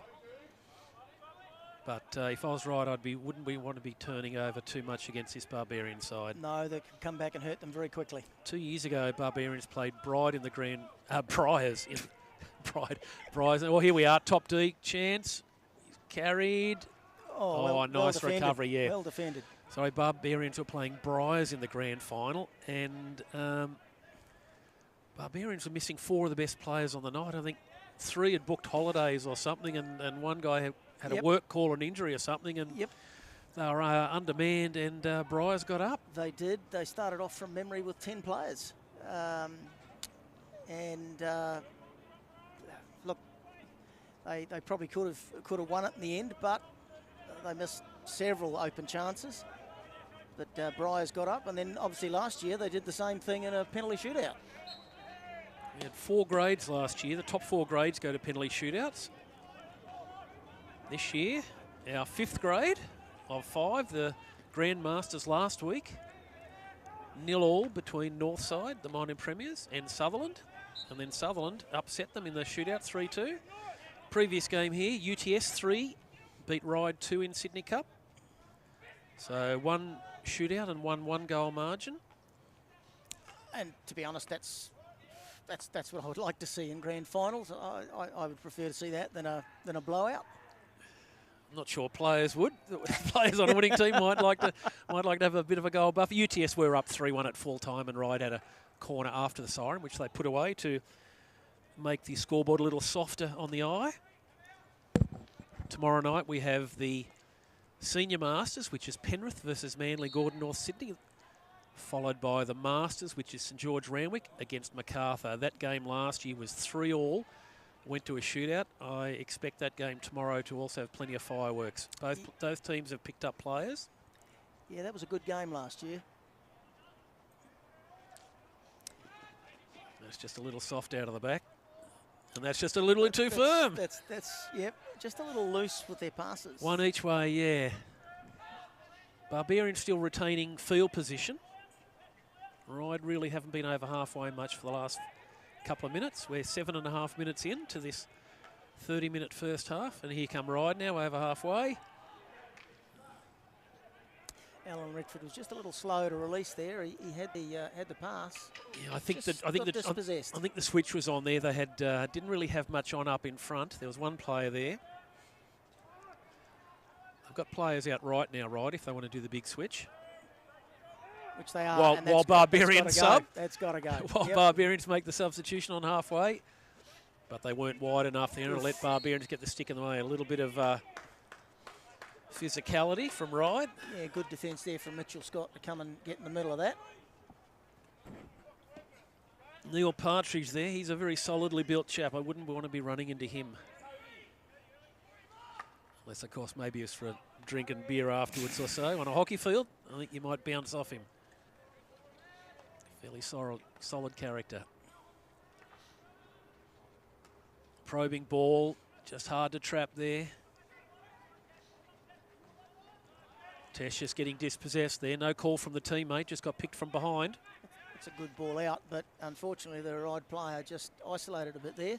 Yeah, both teams just struggling with their touch at the moment, just lacking a little bit of finesse. That's a very nice tackle from Craig Campbell coming back. Oh yes, that's skills. That's good skills.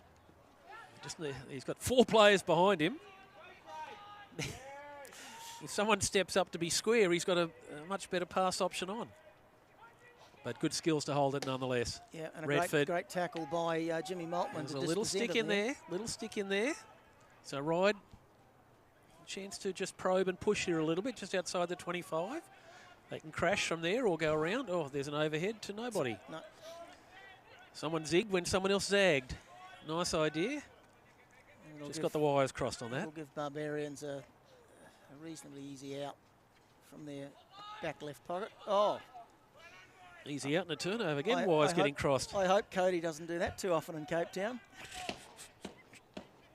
Having a bit of a laugh there between themselves.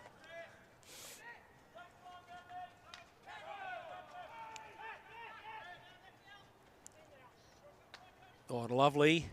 That's the back of the stick and picked up by a lovely little cross. Just did bobble a tiny bit though.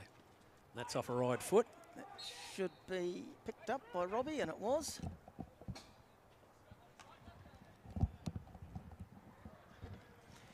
So just a little bit scrappy these last 5. Overhead to space out right wing. Oh, just keeps it in.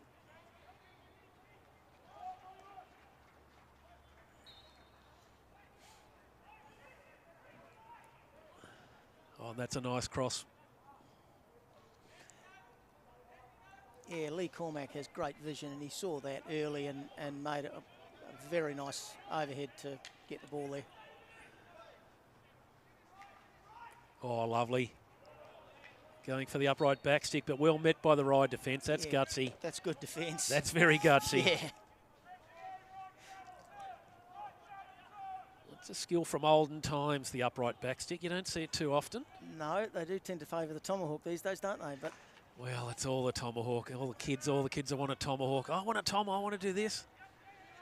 It takes a lot to execute a tomahawk correctly. Yeah, there are some players around that do it very, very well. If the ball's just bobbling a tiny bit off the ground, the upright backstick is a very handy surprise weapon.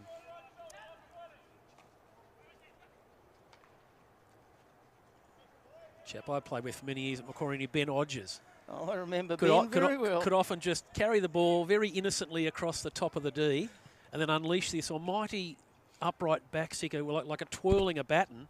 The ball would just disappear into the side of the goal, and 90% of the people on the field will go, what the heck just happened? Yes, I played it several years with Ben myself. I remember that's him doing that numerous times.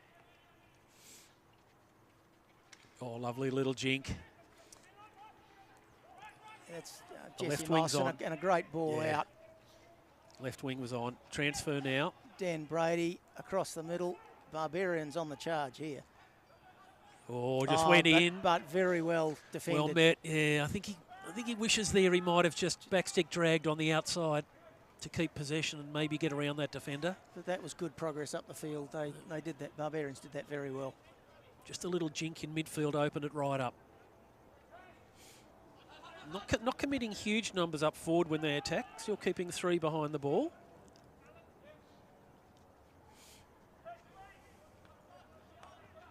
And we're coming up to quarter time in the match. Neither team has scored. Can you see any team changing what they're doing at the moment? I think Barbarians will be pretty happy the way they're playing so far. They've really only had sort of one shot a goal at one probe, but they've had the better of the field position and the better of possession. Ryde now just with a little nice passage of play. That's better. But they do. Oh, that's a lovely through ball. That's a great pass, isn't it? And a good lead out.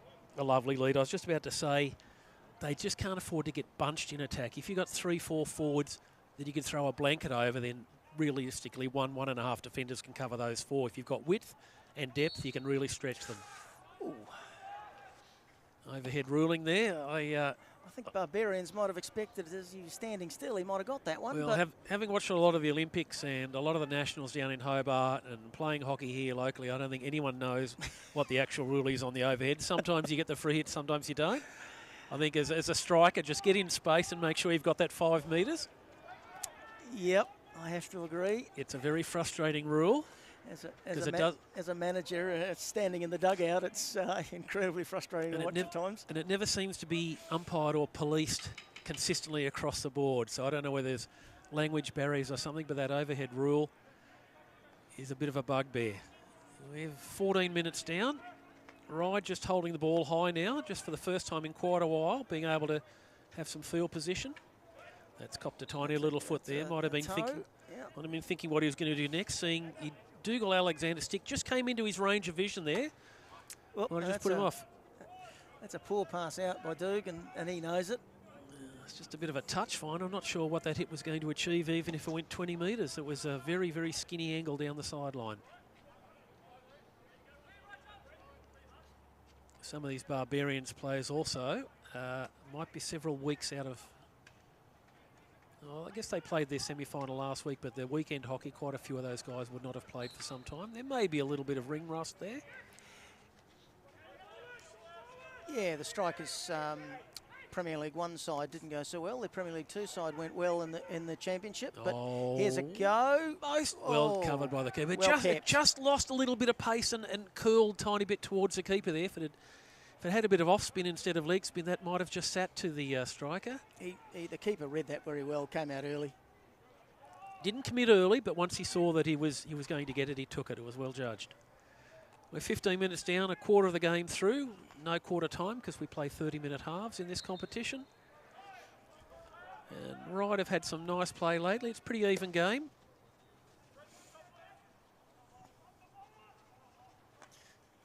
Ryde have had a couple of incursions into the circle lately where they found men high, which is encouraging.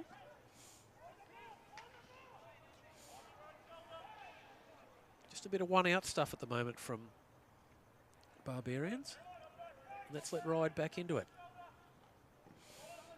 A great tackle by Cody. Tracked him wide and held him up well. It really is something to behold when you watch high-level hockey and watch the way they tackle, knowing that the ball could be hit in at great pace or stick coming through, and they seem absolutely fearless. They get their body in the right position, the stick's in the right position. And the other key attribute is their timing. Yes. Of when they execute the tackle. Oh, ouch. Ouch. I felt that. The knee or the lower part of the thigh. There's a ball on down the wing here. It's gone in field.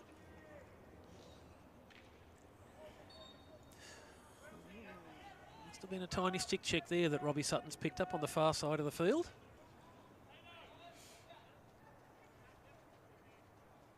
There are plenty of players on the field here who went down to Hobart for the Nationals. Yep, quite a number from the New South Wales 35s are out here. James Maltman from the 40s, or 45s even. Oh, that's lovely skills. A little bit of 3D there to get around. Yeah, that's just too easy to pick that one. Oh, and well done by Ryde on the follow-up. There's a good tackle, Craig Campbell. Some great tackling. Just denied him any chance to get away any kind of tommer or backstick shot there. Oh.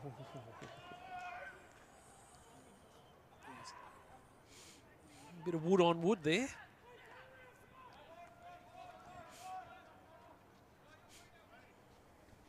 There's a ball on at right wing. There he goes. Keeps it short.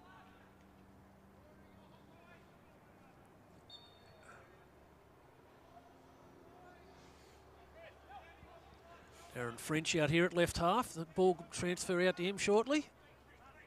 Son of Noel, who's one of the legends of Sydney, New South Wales and Australian Masters hockey. Yeah, that's a great ball from Mitch Scott to open up the field on the right-hand side. Harvey Singh's... He's so pleased with that, he's had a little sub. Yep, absolutely.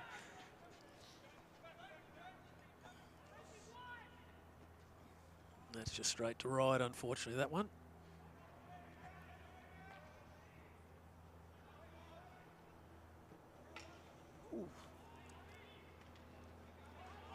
It's a couple of good reverse stick tackles from Harvey. One of the hardest skills to do, a backstick tackle. Especially when you're upright. Yes. It's one thing to lay a flat stick down, jam it into the ground and just block any pass or dribble, but the upright to pick it at the right time, not to touch stick or body. Barbarians have transferred that very well down into the right pocket. And a lovely little jink. Yep, so that's and a corner. That's our first corner of the game, yes. Good observation. How far in are we? Oh, 19 minutes. Yep. It's been hard for either side to really get any space in the circle. We've had a couple of incursions, a couple of nice through balls, but the receiver didn't really have any time to do anything with it. Barbarians with a corner. Will this be the opening strike?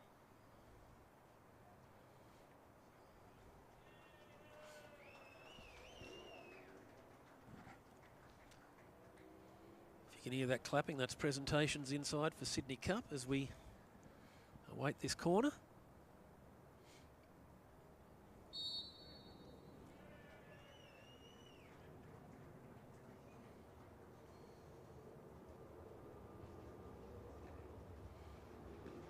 Nice flick, but well covered. Well covered. That was a good injection. Good. They had heaps of time at the top of the circle. Stephen Bricey there just positioning himself to the right, read it well and had plenty of time just to cover that with a glove. And just repelling another attack there. Plane going overhead here at Olympic Park. Oh, that's nice tackling. There's a bit of aerial ping pong in there. That's going to get pulled back for the first one. Too many players way inside the 5 at that.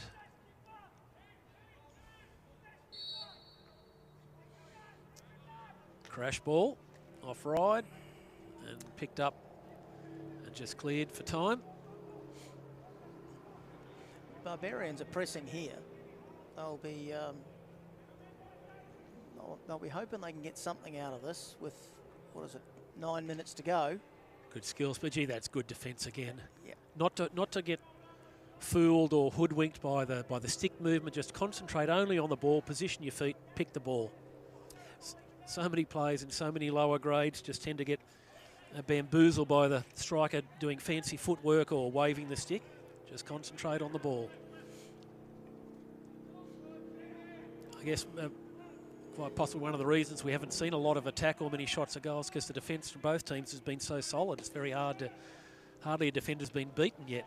Absolutely, and I think that was more good luck than good management, where I think that got the toe end of Lee Cormack's stick and he executed a good tackle as a result. And very quickly up to the right wing. Ryde have got numbers back now in the middle though. So Barbarians will have to work their way around or produce some circus tricks.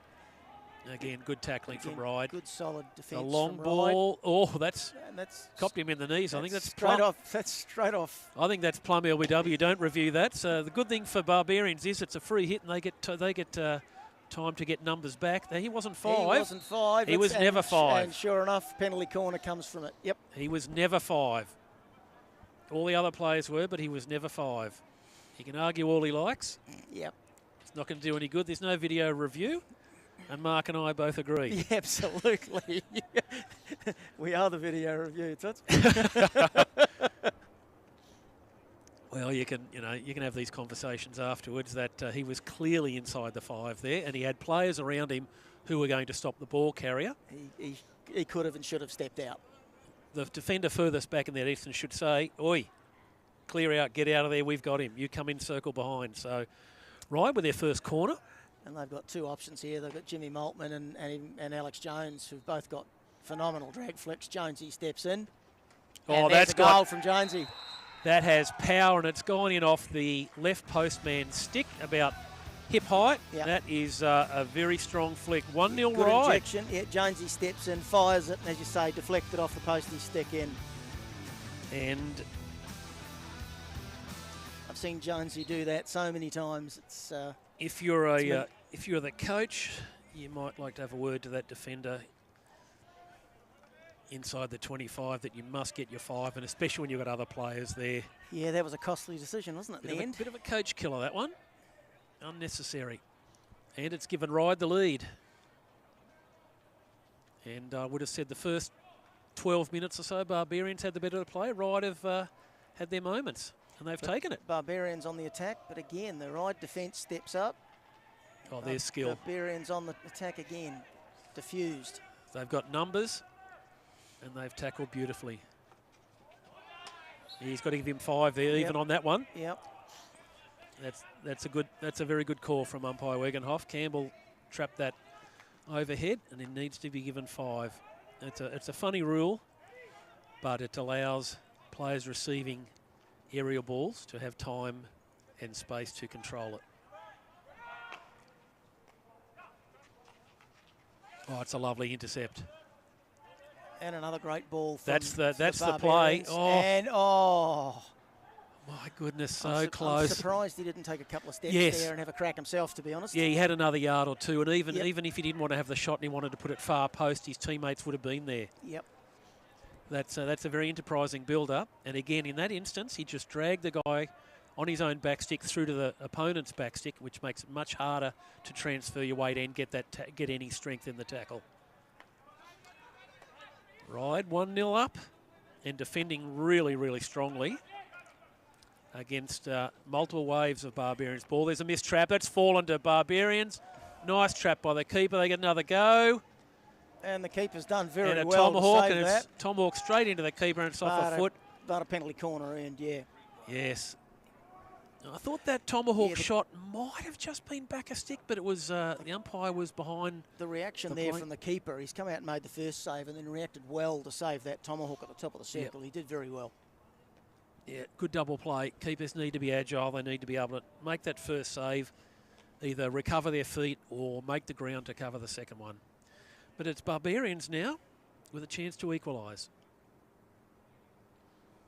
You have to feel the way the game's gone that 1-1 would probably be a pretty fair reflection of what's transpired, but it doesn't always work that way.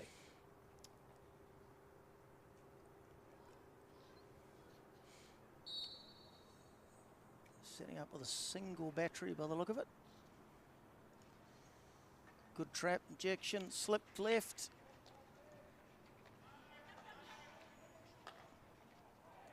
Oh, that's off a foot. It's missing, but it's hit a foot, and they get another one. Yeah, that little behind the back sort of slip, it just had no power on it. Yep. And the Ryde defenders were able to get down and shut it down in time, and the ball fell back then to Barbarians, who had a shot which was missing, but because it was on the turf and hit the Ryde defender on the foot, they've earned another corner. If that had been raised, it would have been ruled as dangerous.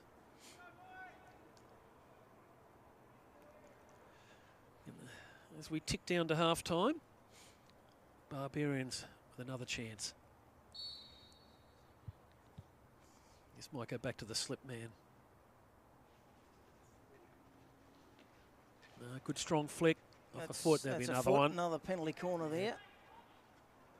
Robbie's held the advantage, and unfortunately Barbarians weren't able to capitalise on it.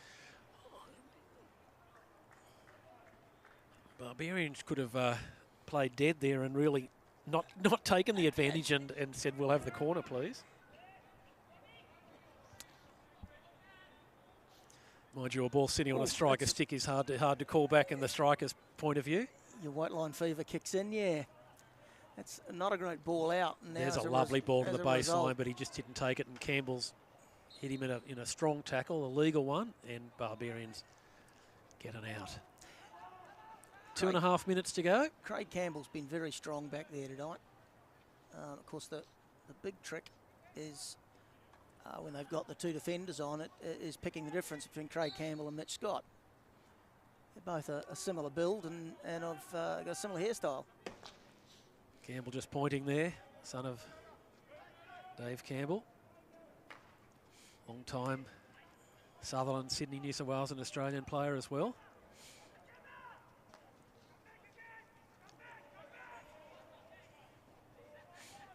Two minutes till half time. Barbarians will push it right here. Satchwell out to. They need a player deep though. They're all bunched. Lee Cormack dumping it in. Yes. That's a great ball. It's a lovely ball. He might have been thinking what he was going to do next.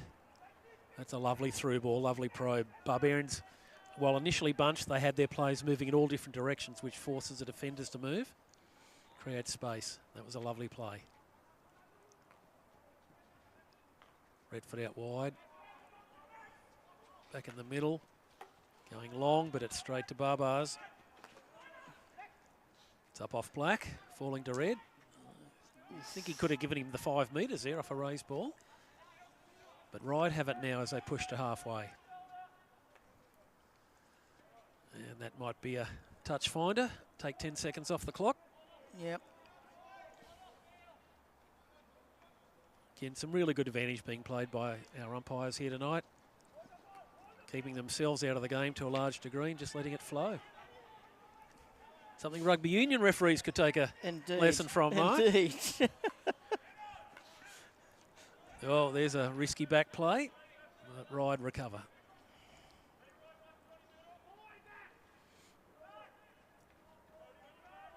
Redford now probing Jimmy nicely. Maltman got himself out of trouble there very well. Yeah. There's not a lot of support in close. Oh, Campbell again. Very Gee, well, he's strong. Craig Campbell. And not afraid to run it himself out of the back, beating 2. He's a more than useful striker, so... A few of his teammates have said they'll have a bit of a graze at the back. Only 20 seconds to go, but Barbarians are still pressing hard. They're going to want to get the ball into the circle, though, Crash to see if ball. they can get a penalty corner. Ryde cleared. We've got 5 seconds. That's play on. 2 sticks clashing, and that'll be half time. Well done, Ryde. Well, I've got to say in summation, Mark, Barbarians have just marginally had the better of the field position and the possession, but Ryde's defence has been resolute, and they've really been strong around the centre of the circle on top of the D, not allowing much in at all. They have. And the other thing, of course, is they've taken their opportunity. They have. To go in half-time 1-0 up, given Barbarians would have had more time in the circle. That's half time. It's 1-0 to Ryde. We're going to take a short break here. You can grab a cup of tea, a hot chocolate, grab a bicky, dessert, whatever you like. We'll be back here in 5 minutes.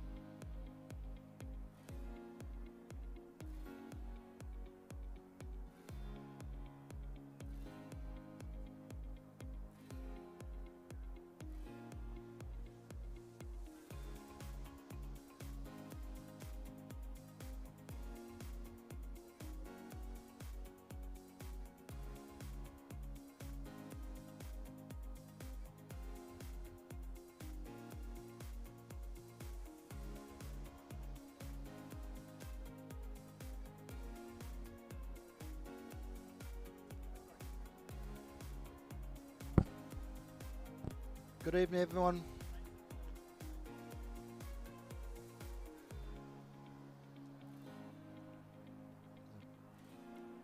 It's Greg Kay here. Just dropping in now after the presentations from the Sydney Cup, where UTS were successful with a 3-2 win over Ryde in the Sydney Cup that finished prior to this game. So a lot of happy chappies there with their medals. It's been a while since UTS have won a trophy, and their first for the Sydney Cup. So Ian, yeah, I come out and I saw most of Barbarians have the territory, and they're down 1-0, which is disappointing for a team that's been basically minor premiers for the last 3 years. It seems to be like history's repeating themselves in the grand final. They just can't put it together to dominate the grand final. But all credit to Ryde, they've defended pretty strongly. Ryde defence has been resolute. They've been rock solid. They've tackled everything. Barbarians have got around once or twice around behind in there, but the Ryde defence has been really outstanding. So Barbarians, they just need to get, I say, a few more numbers up in attack and just be able to switch the point of attack when they're up around the circle, because at the moment they've only had 2 or 3 and Ryde have had the numbers to counter them. Let's see what happens in this half. Barbarians dominated marginally the first half of that half, and then Ryde had some good opportunities late. Ryde capitalising on a goal from a corner where the Barbarians play was not inside the 5. Straight on the attack with Tesh Kanoya here.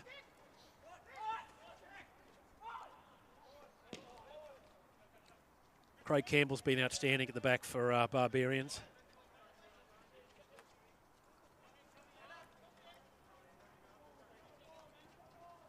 Just got to be patient with the ball and build pressure. It came out off Ryde high and then put back in, but it was put back in slightly recklessly. If Barbarians had been a bit more circumspect, they might have been able to claim a free there. Just noting, Ian, that number 10 is for Barbarians is actually Tom Blythe. Another one of our New South Wales over 34s players from this year. There's just a printing error in the booklet there. Tom Blythe, number 10. Daniel Brady, number 3. Interesting to see what Barbarians' tactics are here, where they change, where they say, no, we're happy the way we're playing, we'll keep going. That's nice skill. Looks like there's been some structural changes there with the Barbarians, Ian. I noticed that Daniel Brady, who was playing high in the first half, is now dropped back to it like a left wing back, which would probably be his more natural position for the New South Wales team. It's just building the pressure, maintaining the ball and stretching them out. I've been surprised at the number of turnovers in this game, given the quality of both teams and the players. But again, that pays that's tribute to the defence and the anticipation of both defensive sides. But again, there have been instances, too many really, where both sides have sort of had the head down pass and not really looked up. That's a nice touch. Campbell in the circle. And Ryde have got the numbers again to get out of there. Again, this is pretty similar to the Sydney Cup game, in that a dominant player for Ryde is going to be Alex Jones, and he's very dangerous on penalty corners. So they allowed a corner and they're down. Very similar to what Sasha Overhoff did in the Sydney Cup. Matho made that exact same point, that Jones is pretty lethal on the corners, and that was an absolute rocket that went in off the postman's stick on the left post. Again, Alex Jones, another Australian player that's heading off to the World Cup in New Zealand in November. There's a shot. Oh, has that gone in? That has... I think Robbie Sutton's ruling here that the initial shot has come from outside the circle. Not sure if our replay will show that. I thought it might have just been in. No, it's going to be a long corner. I thought the goalkeeper's stick might have been over the crossbar. So that's obviously... I think that's dropped into the goal. Otherwise, there wouldn't be any conjecture to be a straight long. But that must have fallen into the goal, ballooned, and the goalkeeper's misjudged it, come off the stick like a tennis smash. That's a corner. and he's gone down on one knee, so that's an obvious corner. That was very nearly 2-0 Ryde, just from nothing, from a block shot that just ballooned up and on a really tight angle. Ryde was celebrating. Ryde now with a chance, whether they thought it was in or if they thought it was inside the circle, they've got a corner here, they can make it 2.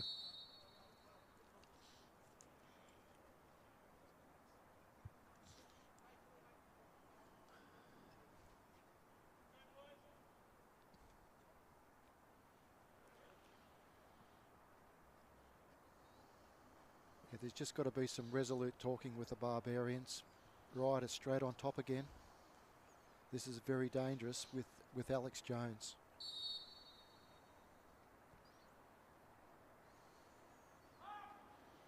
It's come out crooked. And, oh! And that's a 16. It came out crooked, but it was laid off left, and the slap was pretty good, and it came off a stick and looked like it was going in, but it was parried away, and then Ryde trying to get the trap above their head, which is legal these days, and just went over the back line. So Barbarians escape what could have been a very tricky situation there.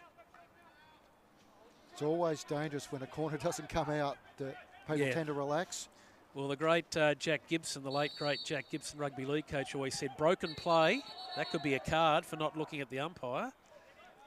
Jack Gibson always said that broken play was the most dangerous play, when the ball was free and there to be taken. It was a good shot by Jimmy Mortman that was deflected. Ryde just have the energy at the moment. Now Barbarians looked like they were fitter and faster in the first half by a small margin, but Ryde, I've got to say, are out enthusing them at the moment.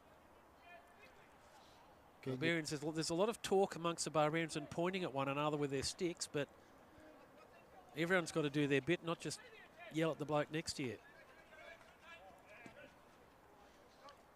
The only way you can build pressure in hockey, Ian, is to maintain the ball and keep moving players around. Trying to look for miracle balls just is not as effective. Not at this level where the trapping and the tackling is so conclusive. Lower grades you might get away with the skill level's not that high. Barbarians now. Not quite sure what the aim of that crash ball is with such a congested defence. He's trying to take Alex Jones out of the game. Alex Jones looks like he's marking up on Lee Cormack. That'd be a good battle. Yeah. So again, not maintaining pressure by holding the ball.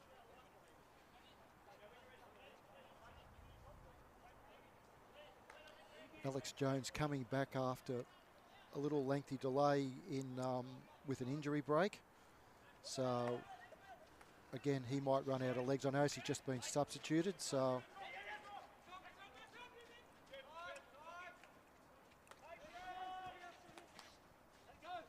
it's off red, so it'll be a Ryde ball, high, approaching the 3-quarter line or 23-yard line, whatever you want to call it. That's nice skill. Got to get rid of it soon. A lovely turn. It's carried it one play too long, but Barbarians have just given it straight back to Ryde. That looked like might have been a stick check. Another good tackle. That's been the standout feature of this game is the tackling from both teams at the back. And the attack just hasn't been able to match it yet. Who knows what will transpire? So who's going to build the pressure, Ian? Well, just when Ryde have just had a couple of good minutes there, they've just had a couple of soft turnovers. Ball passed outside the back stick instead of safely to forestick. Again, Ryde protecting the centre third of the field. The opportunities are definitely out wider. And just a nice little hook turn there. And another hook turn. First tackle didn't get the ball. Second one did, but rightly picked up. Just, as you're saying there, Greg, just two little hook turns. Leading back, then around on the forestick. Allow Barbarians to get high on the field. Easily cleared by Ryde, though. Let's see how Barbarians structure up their attack here where they really move around. They seem to be just lacking a little bit of legs at the moment. A Hail Mary ball like that isn't going to help their cause.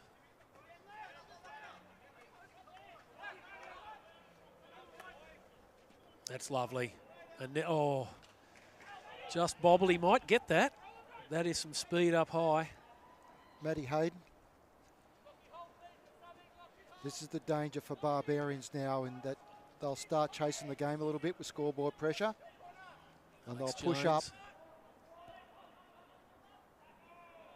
up. Craig Campbell, not many people get past him. That's well held. That's really good defence.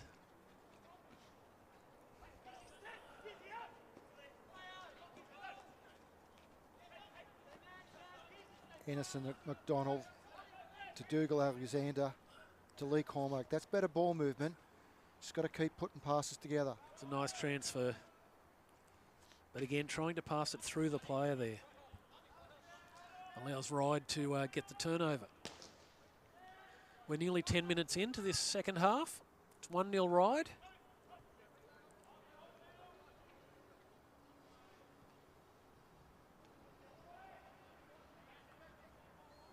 Yeah, I think Barbarians have now got to push up and press one-on-one.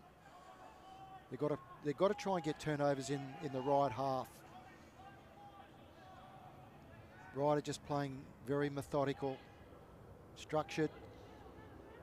It's falling in a group, that overhead, so Barbarians will have the easy out.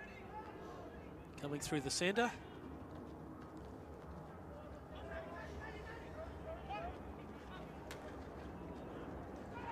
Oh, crash ball takes a deflection and falls. Oh, lovely keeping. Great slide save off the Tomahawk.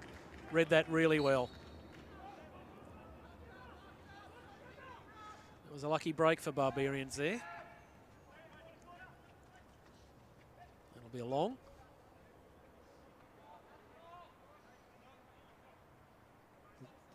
The Barbarians just don't look connected for me, Ian. They're not playing as leading off for each other. They're all just, as soon as let someone else do the job.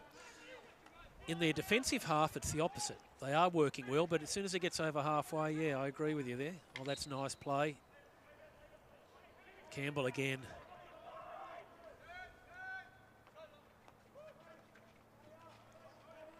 Just crabbing into the circle. Free hit just outside. Everyone will have to get 5 from there. That's never 5. It's allowed to play on.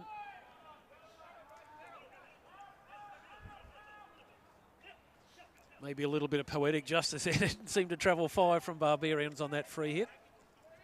And Ryde get the free.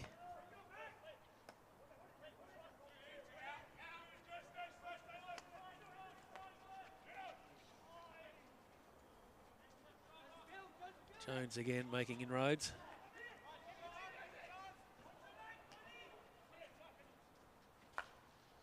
Oh.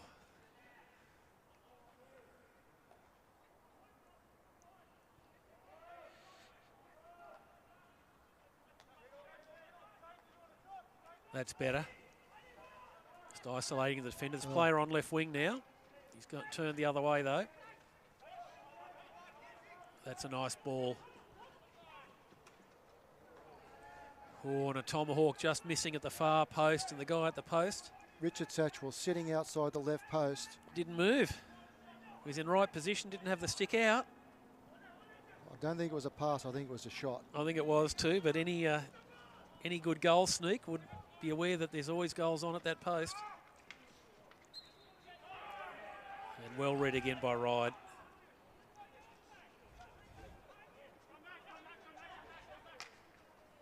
That's a Ryde ball again.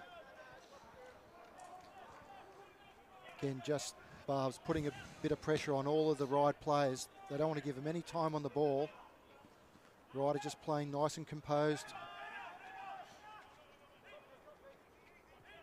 Don't want the commentators' curse to kick in there.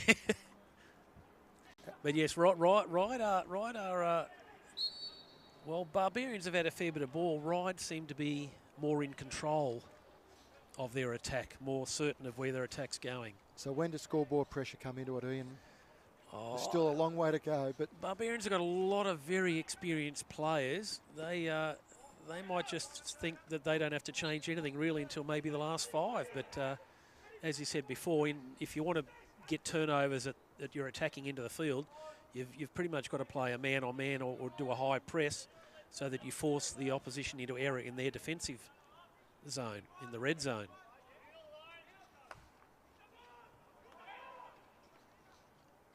I mean, Barbarians might be thinking, well, the last thing we want to do is commit numbers forward and concede a second goal, and then we're really chasing our tails.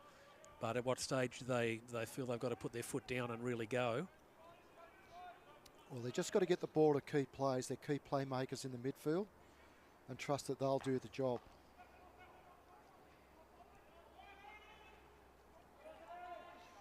And that's Cody Tribe in the midfield with Lee Cormack. Yeah. Anderson McDonald. Solid players there. Ryde seemed to have had the legs since about 20 minutes into the first half. Ryde seemed to have been the fitter, more mobile or more willing to be mobile team. Good cover. Good cover up into the grandstand there. I think we're going to have time out for that. Just while that ball's collected from the seats. Time back on.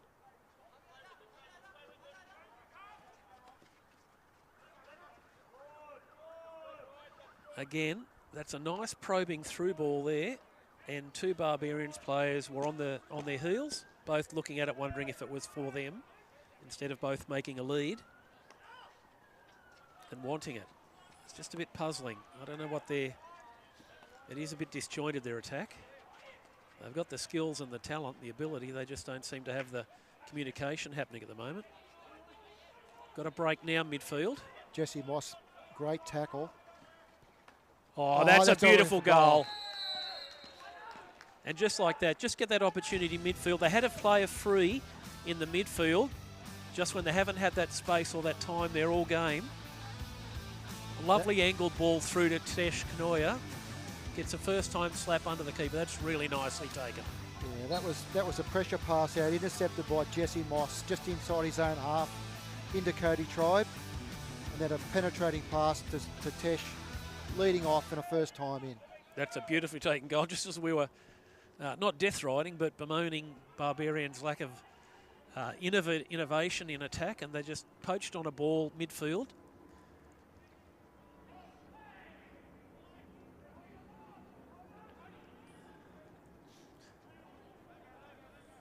Anytime you score a goal, it does tend to get the adrenaline flowing in your team. So let's see if Barbarians want to kick it up a gear and really press for that second. How Ryde react. They've led for, they scored at 23 minutes. They've led for... Another interception, Dougal Alexander there, yeah. Again, by throwing the ball away. It's just got to go into the midfield first. Oh, good skills. That's beautiful stick work.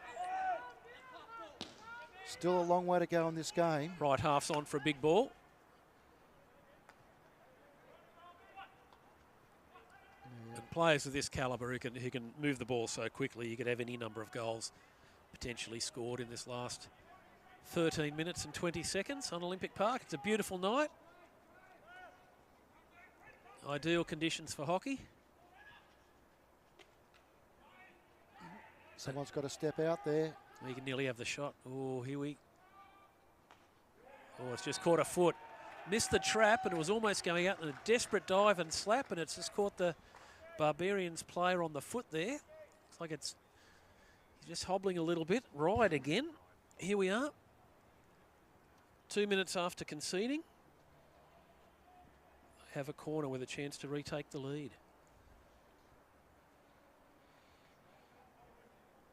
Again, this could be a pivotal moment in the game with Alex Jones stepping up for a corner. Again, the age-old thing, I mean, you score a goal, you've just got to keep your focus for the next 2 or 3 minutes. Yep. How often do we see this? A goal comes at the other end just for a drop in confidence, concentration. Well, that's out a little bit crooked.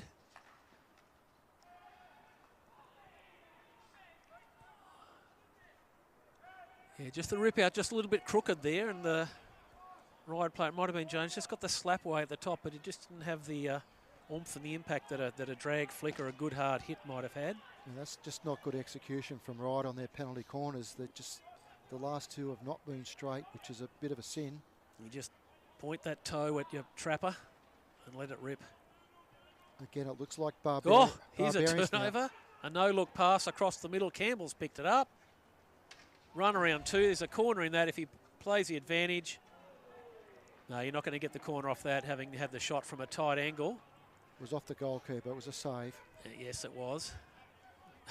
I think he looked at the umpire half hoping he might have been given the corner for. That's been mown down. And that's another coach killer, just mown down from behind. And it's Barbarians now with a corner. That's how quickly the game can change from one end to another. The speed these guys can move the ball. Again, another pivotal moment in the game. Can Barbarians capitalise on this point of the game? Just over 10 minutes to go in the game. Not sure why the Ryde players are talking to the umpire there. That's a short corner any day of the week, and in fact lucky not to get a card. Lee Cormack brought down from behind inside the 23, automatic penalty corner. That's nice rip out. That's hit his foot. That's hit his foot. No, he's saying it's hit the knee. It's high. Okay. Yeah, he's down. He's very sore. That's hurt. We have got an injury time out here. It's Alex Jones too. I thought it was, yeah. He's a very good #1 runner. Oh. I thought he might have had knee pads on, but that will be a sizable bruise. Well, that's gutsy running, and well umpired too to pick that up. Barbarians thought they had another corner, but he's giving that knee a bit of a rub. There'll be some ice and arnica cream go on that tonight.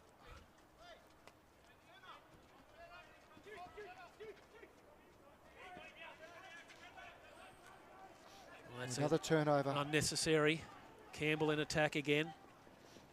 Just carried half a step too far and well picked. That's Jones. Copped it in the knee and he's run back and tackled Campbell as Campbell was lining up for a shot. That's really gutsy hockey. Really courageous play.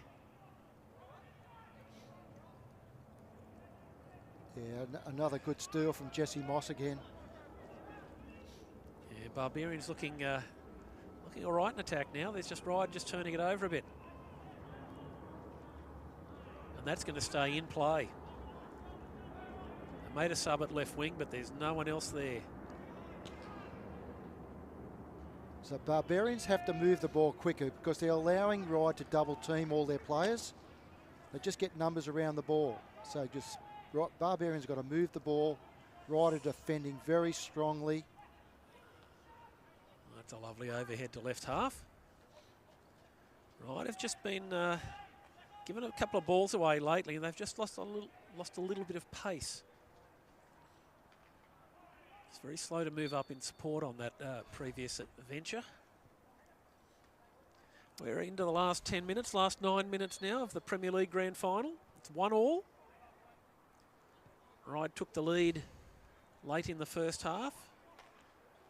Barbarians have replied with a really classy goal. It's anyone's game now.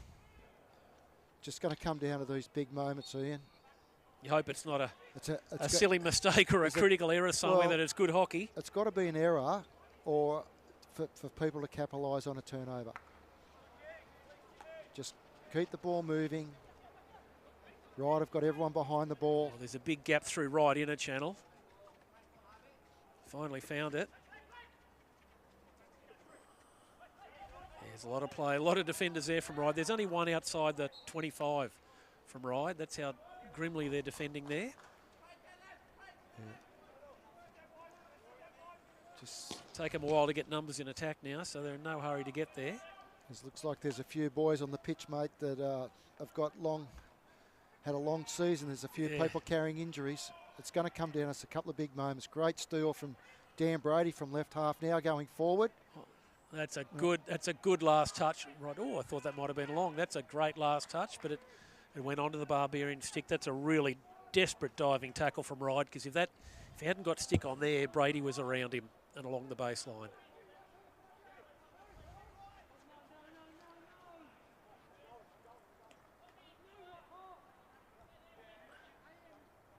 So you can see Barbarians pushing up now, trying to pressure. Jones on the ball a lot, which is great for Ryde.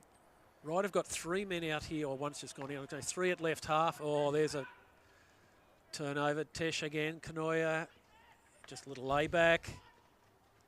Oh. Gee, there's a player free on the right too. He just didn't see him there next to the spot. Was Cody tried yeah, too. it was too. So this is it. It's turnover time. Yeah, Ryde are turning over a lot of ball now. Barbarians have stepped it up. Who can absorb the pressure the best? And who can take their chances? Oh, that's a nice clearance. The Ryde player got a bit of an afters there. That's raised into Barbarians, who slipped over. Again, Jesse Moss pushing through from the back line with an interception. Adds extra numbers to the attack. There's all route one there straight up the guts though, but that might be off Barbarians. If not, then that's about 3 balls in a row down the right that Ryde have turned over. Not under any great pressure. It's Barbarians now in control, and Ryde wondering when their next pass is going to come from. They've got 3 players high, Barbarians. Kanoya's right by the right post, and that's an error there on the right from Barbarians. That's Ryde off the hook. That was the pass out to Dan Brady. Got stretch them out. Ryde have got not a lot in attack. Not at the moment. Oh, that's a lovely ball. Finds Campbell at left wing, left inner. Cross pass, that's a foot. Ooh. Yeah, nice pass from Lee Cormack out to Craig Campbell. He had Tesh Kanoya sitting on the back post, but luckily for Ryde, a defender got in between. Okay, so what have we got? We've got 5 minutes left. Barbarians with another corner. I think Barbarians are trying to argue that the Ryde player sort of stuck out the foot, and that could have been a bit more harsh than a corner.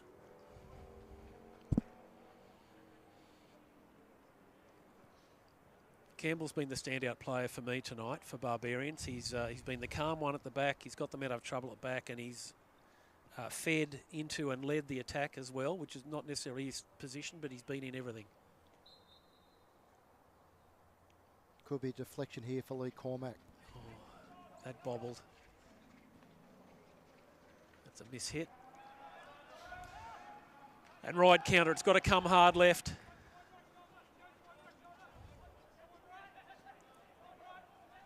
Just didn't get the ball around the body to allow that. Oh, yes, I think that's encroaching on the 5 there, and that's just a little scrappy from both. Nice right wings on.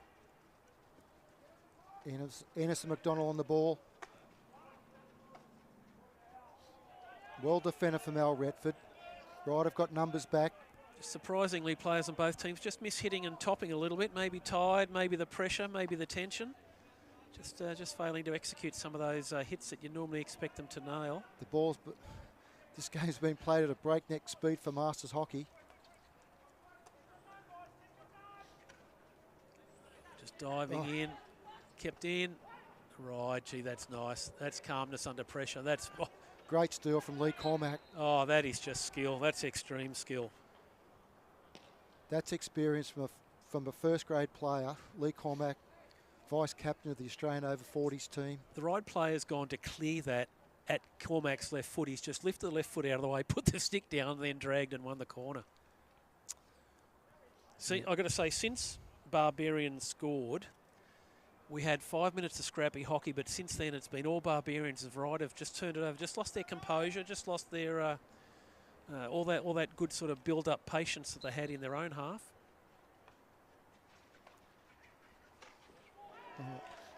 Yeah, nicely saved. Well done. It was that ball sort of went at slow motion there, and the keeper. I think they were going for what's called the Fletch there. Stu Fletcher will know all about that. Oh, lovely. Yeah, I think, Just caught the foot. Tribe not happy, arguing. I think that was the third breach, but Oh, Harvey Singh experienced at the back. oh, that's hit a Ryde player in the head accidentally from Dougal Alexander. That's like on the side of the left temple by a look at it. We'll have time out with 2 minutes 20 on the clock. Let's give him some space. That's unfortunate.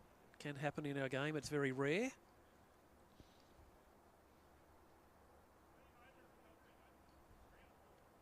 That's right. Just want to see the player moving and up and about and know that he's okay. Might have got it in the ear or side of that. If it's in the ear, that's going to ring a bit. Is that Caroline Chick? Another one of our New South Wales players, if it is. Or is it Sam Griffiths? Top of the head, maybe. Yeah, I think that's might be Sam Griffiths there. Quite fortunate in a way that that hasn't drawn blood. There's no fat on the top of the head there. It's just all skull, and that skin can very easily tear. So here's the pressure, Ian, down to the last 2 minutes. Right over, heading out wide. No one in the corner, play going there now. Oh, that's just too easy a turnover. And now they move it right. Oh, picked up. Just needed to be wider, that player from Barbars leading. Good defending by Jimmy Mortman there. Oh, he's turned it over though. Oh, picked up. Kanoy is going to work a corner here. Oh, Ennis McDonald. there's some lovely, yeah, that's just hit the foot. It's a lovely first tackle, but just too much skill and composure there from Barbarians. That's when Ryde thought they were out of that. Just good skill from defenders in defending, attackers in attacking. It's just the pressure. You want to get the ball out of your area there. This is the This is it, yeah. You've got to think this is the moment. This is the match on the line for Cody Tribe. I wonder if they'll go to Lee Colmack on the fletch again, which is him sliding in left of the slip for a deflection into the roof of the net. We've got 1:06 and counting. Oh, that was at half pace, that push in, and it's hit Anderson McDonald in the foot from Barbarians. So it's got to come right here. I think that wasn't the plan. That no, it's gone a bit haywire there. Ryde now with a chance. We're under 50 seconds. They get the free hit from the crash ball into the foot. Can they get it into the circle? There's a player back. The back passes on immediately. Then you can go in. It's gone the 5. It's Alex. Straight to the Barbarian stick, though. There's no power on that. Ryde have won it again, though. Oh, nice. And it's still fallen to Ryde, though. With 20 seconds. Alex Jones will be looking for a corner. Desperate. Oh, here we go. Oh, saved. Oh, that is a shot from the top. The keeper, it's come off the keeper's glove, and then he had no idea where it went. Great save from Matty Burton. And luckily it went out over the sideline. Oh, ruling's got to be taken there. That's going to be fallen. Oh, and there we have full time, just as Ryde were about to unleash a tomahawk. It's 1-1. We're going to go to a shootout. We'll have 5 minutes break while the players get a drink, sort out their teams, sort out their strategy for the shootout. The umpires will have a break. They'll have a drink. Get their heart rates down. A very entertaining last 10-15 minutes for this game. I hope Barbarians have learnt from last year's shootout. But again, that's how close teams are for grand finals. And a good game, well umpired, no cards, good flowing game. That's what we want to see. And it all comes down to the nerve and the skill of the goalkeepers and the penalty shootout takers.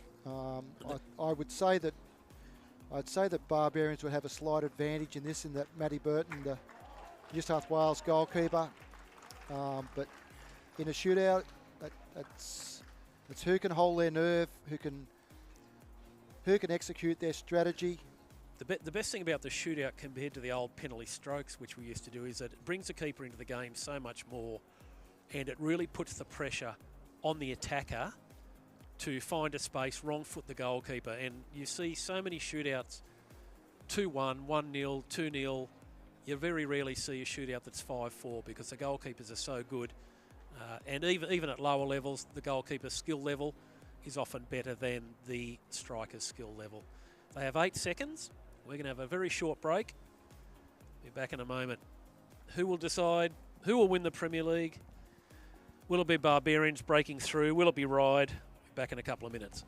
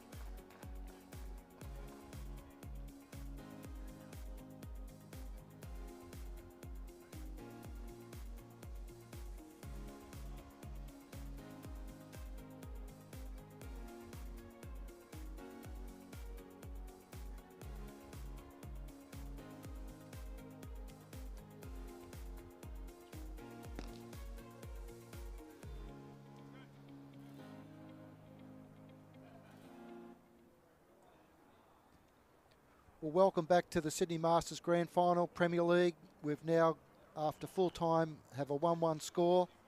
We're now moving into a shootout. It's so Barbarians goalkeeper Matty Burton will defend the first shot. It will be Alex Jones from Ryde who will take the first shot. Usual tactic, Greg, is certainly at high levels, is the striker looks to wrong foot the keeper at some stage, hide the ball. Tackle by the keeper and pumps it in. Time's expired and it's missed. Well done, goalkeeper. Alex Jones, probably one of the best penalty shootout takers. Matty Burton showed his experience. 2 great saves. And then a wide. So 8 seconds. If the ball hasn't crossed the goal line when the whistle goes. Now Lee Cormack for Barbarians. See how he hides the ball, tries to wrong foot, saved. Oh, that is in. What a second effort from Lee Cormack. The terrific save from the keeper. Then he's gone full stretch and tomahawked it from an impossible angle into the post. Unbelievable. Just inside the 8-second limit. That's an amazing effort. So Barbarians now 1, Ryde 0. Just when we thought it was going to be 0-0 going into the second lot, that's a superb. So now Lockie Morley stepping up for Ryde. Oh, he's gone for the scoop. He's gone for the old-fashioned scoop. It hasn't come off. Ryde right behind the 8 ball now. First two was wipes. Red crosses as they would be on the international scoreboard. One green tick from one for Barbarians. This for 2-0 up from 2. Daniel Brady for the Barbarians. He's in quickly, firing straight away at the goalkeeper. Trying to take him by surprise, just had the glove up. He must have got that shot away in about 2.5 seconds. I've seen Kevin Rule from the Manly Gordon Sydney Cup team just take the ball into the circle and just crash an almighty hit as soon as he crosses the line, often quite successfully. So it's 1-0 after 2. Maltman, I think, now. Jimmy Maltman.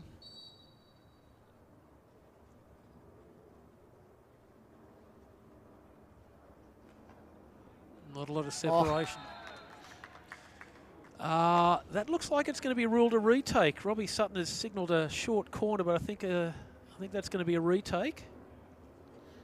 It might have hit the back of his stick. If it's an accidental foul by the keeper, it's a retake. If it's a deliberate foul, it's a penalty stroke, and any player can take it. No, it looks like a retake. Jones is going on, so he wasn't sure. I think Jones is going on to take the stroke. No, it'll be a retake. Yeah, I think it might have rolled over his stick onto the back. Yeah. But it was a great save, great pick again from Burton. He's having a whale of a shootout. But we're still 1-0 after 2. Ryde really must score. Tight angle put into the keeper, and that's too easy. So Ryde have missed all 3. So you think it's the pressure on the goalkeeper, but it's all on the striker, really. It's in the strikers. Just how you execute. Old-fashioned penalty stroke. All you can do is put it so fast the goalkeeper can't react in time here. Yeah, look, and Cody Tribe stepping up, and I'm a bit surprised he didn't take the second one. Lining up for a Tomer, and he's run straight on top of the keeper. It's a penalty stroke. He's given a stroke. Yeah, goalkeeper ran through him. It looked as if the Barbarians player may have backed into the keeper, but the keeper took him out first. So anyone can take this stroke from the 5. Tribe has just said, I'll have it as captain. Well, he's the normal penalty stroker as well. He should go low to the goalkeeper's left. Oh, well, he won't want to look at that on the replay again. Maybe he will because it's gone in, but that's dribbled through the keeper's legs. Keeper expecting a much harder push into one of the corners, and it's gone between the legs in off the left pad. Well, neither goalkeeper nor striker will want to have that on a highlights reel. It's 2-0 after 3. If Ryde missed this, it is all over, and it's Barbarians winning the trophy. Well, it's not pretty, but they only look on the scoreboard, mate, and as long as they've got a goal up there. It's not how, but how many, like in golf. They don't draw a picture. There we are. That keeps them alive for a little bit. It's 2-1. So that's Kaylin Chick. And Tesh Kanoya, it looks like, for the win. This is the 4th set of shootouts. This would make it 3-1 and an insurmountable lead for Barbarians. I bet you he'll go to the Tomahawk side. That's too easy. There it is, 3-1 in the shootout after 4. Barbarians win it. Barbarians win the trophy for the first time after a 1-1 draw with Ryde. Been a really entertaining game that had plenty of flow, plenty of up and back. Ryde will be disappointed after taking the lead, but Barbarians did what they had to do. So the final score after the shootout and goals in normal time, the final score will be recorded as 4-2 with a 1-1 full-time score and a 3-1 result in the shootout. Excellent goalkeeping from Matty Burden. I think he was the outstanding player in the shootout. And congratulations to both teams for an excellent Premier League final. And Barbarians, as Ian said, only been in the competition for 4 years, were minor premiers during COVID. The season got cancelled. Minor premiers the next 2 years and lost grand finals. And this year, again being minor premiers and playing Ryde, who led most of the season, and Barbarians have pipped them in the grand final. So thank you to everyone for your feedback, your comments. If you like what we do, make a comment, share, and thanks very much for supporting and tuning in to Sydney Masters Hockey Grand Finals 2024. We'll be back tomorrow night with the Masters and Senior Masters Grand Finals. So this is Greg Kay and Ian Jessup signing up, and again thanks to our sponsors, Hawkesbury Brewing Company and Mark Berwick, to the First Aid Coach, and especially to C Sport and Luke Domro for their excellent coverage with live streaming our Sydney Masters Hockey Grand Finals. Thanks to all the players, thanks to the umpires, lovely night. So stay tuned for tomorrow night, back at the same time, the Senior Masters, 7 p.m. Here at the Sydney Olympic Hockey Centre. It'll be Penrith, the minor premiers, up against Manly Gordon, North Sydney. Then straight after the Masters Division, so Senior Masters Division 4, Masters Division 3 at 8:30. It'll be the minor premiers St George Randwick up against Macarthur, who both played in the, both these teams played in grand finals last year. So we look forward to you tuning in again for Sydney Masters Hockey Grand Finals 2024. This is Greg Kay signing off until tomorrow night. Thank you for tuning in. Good night.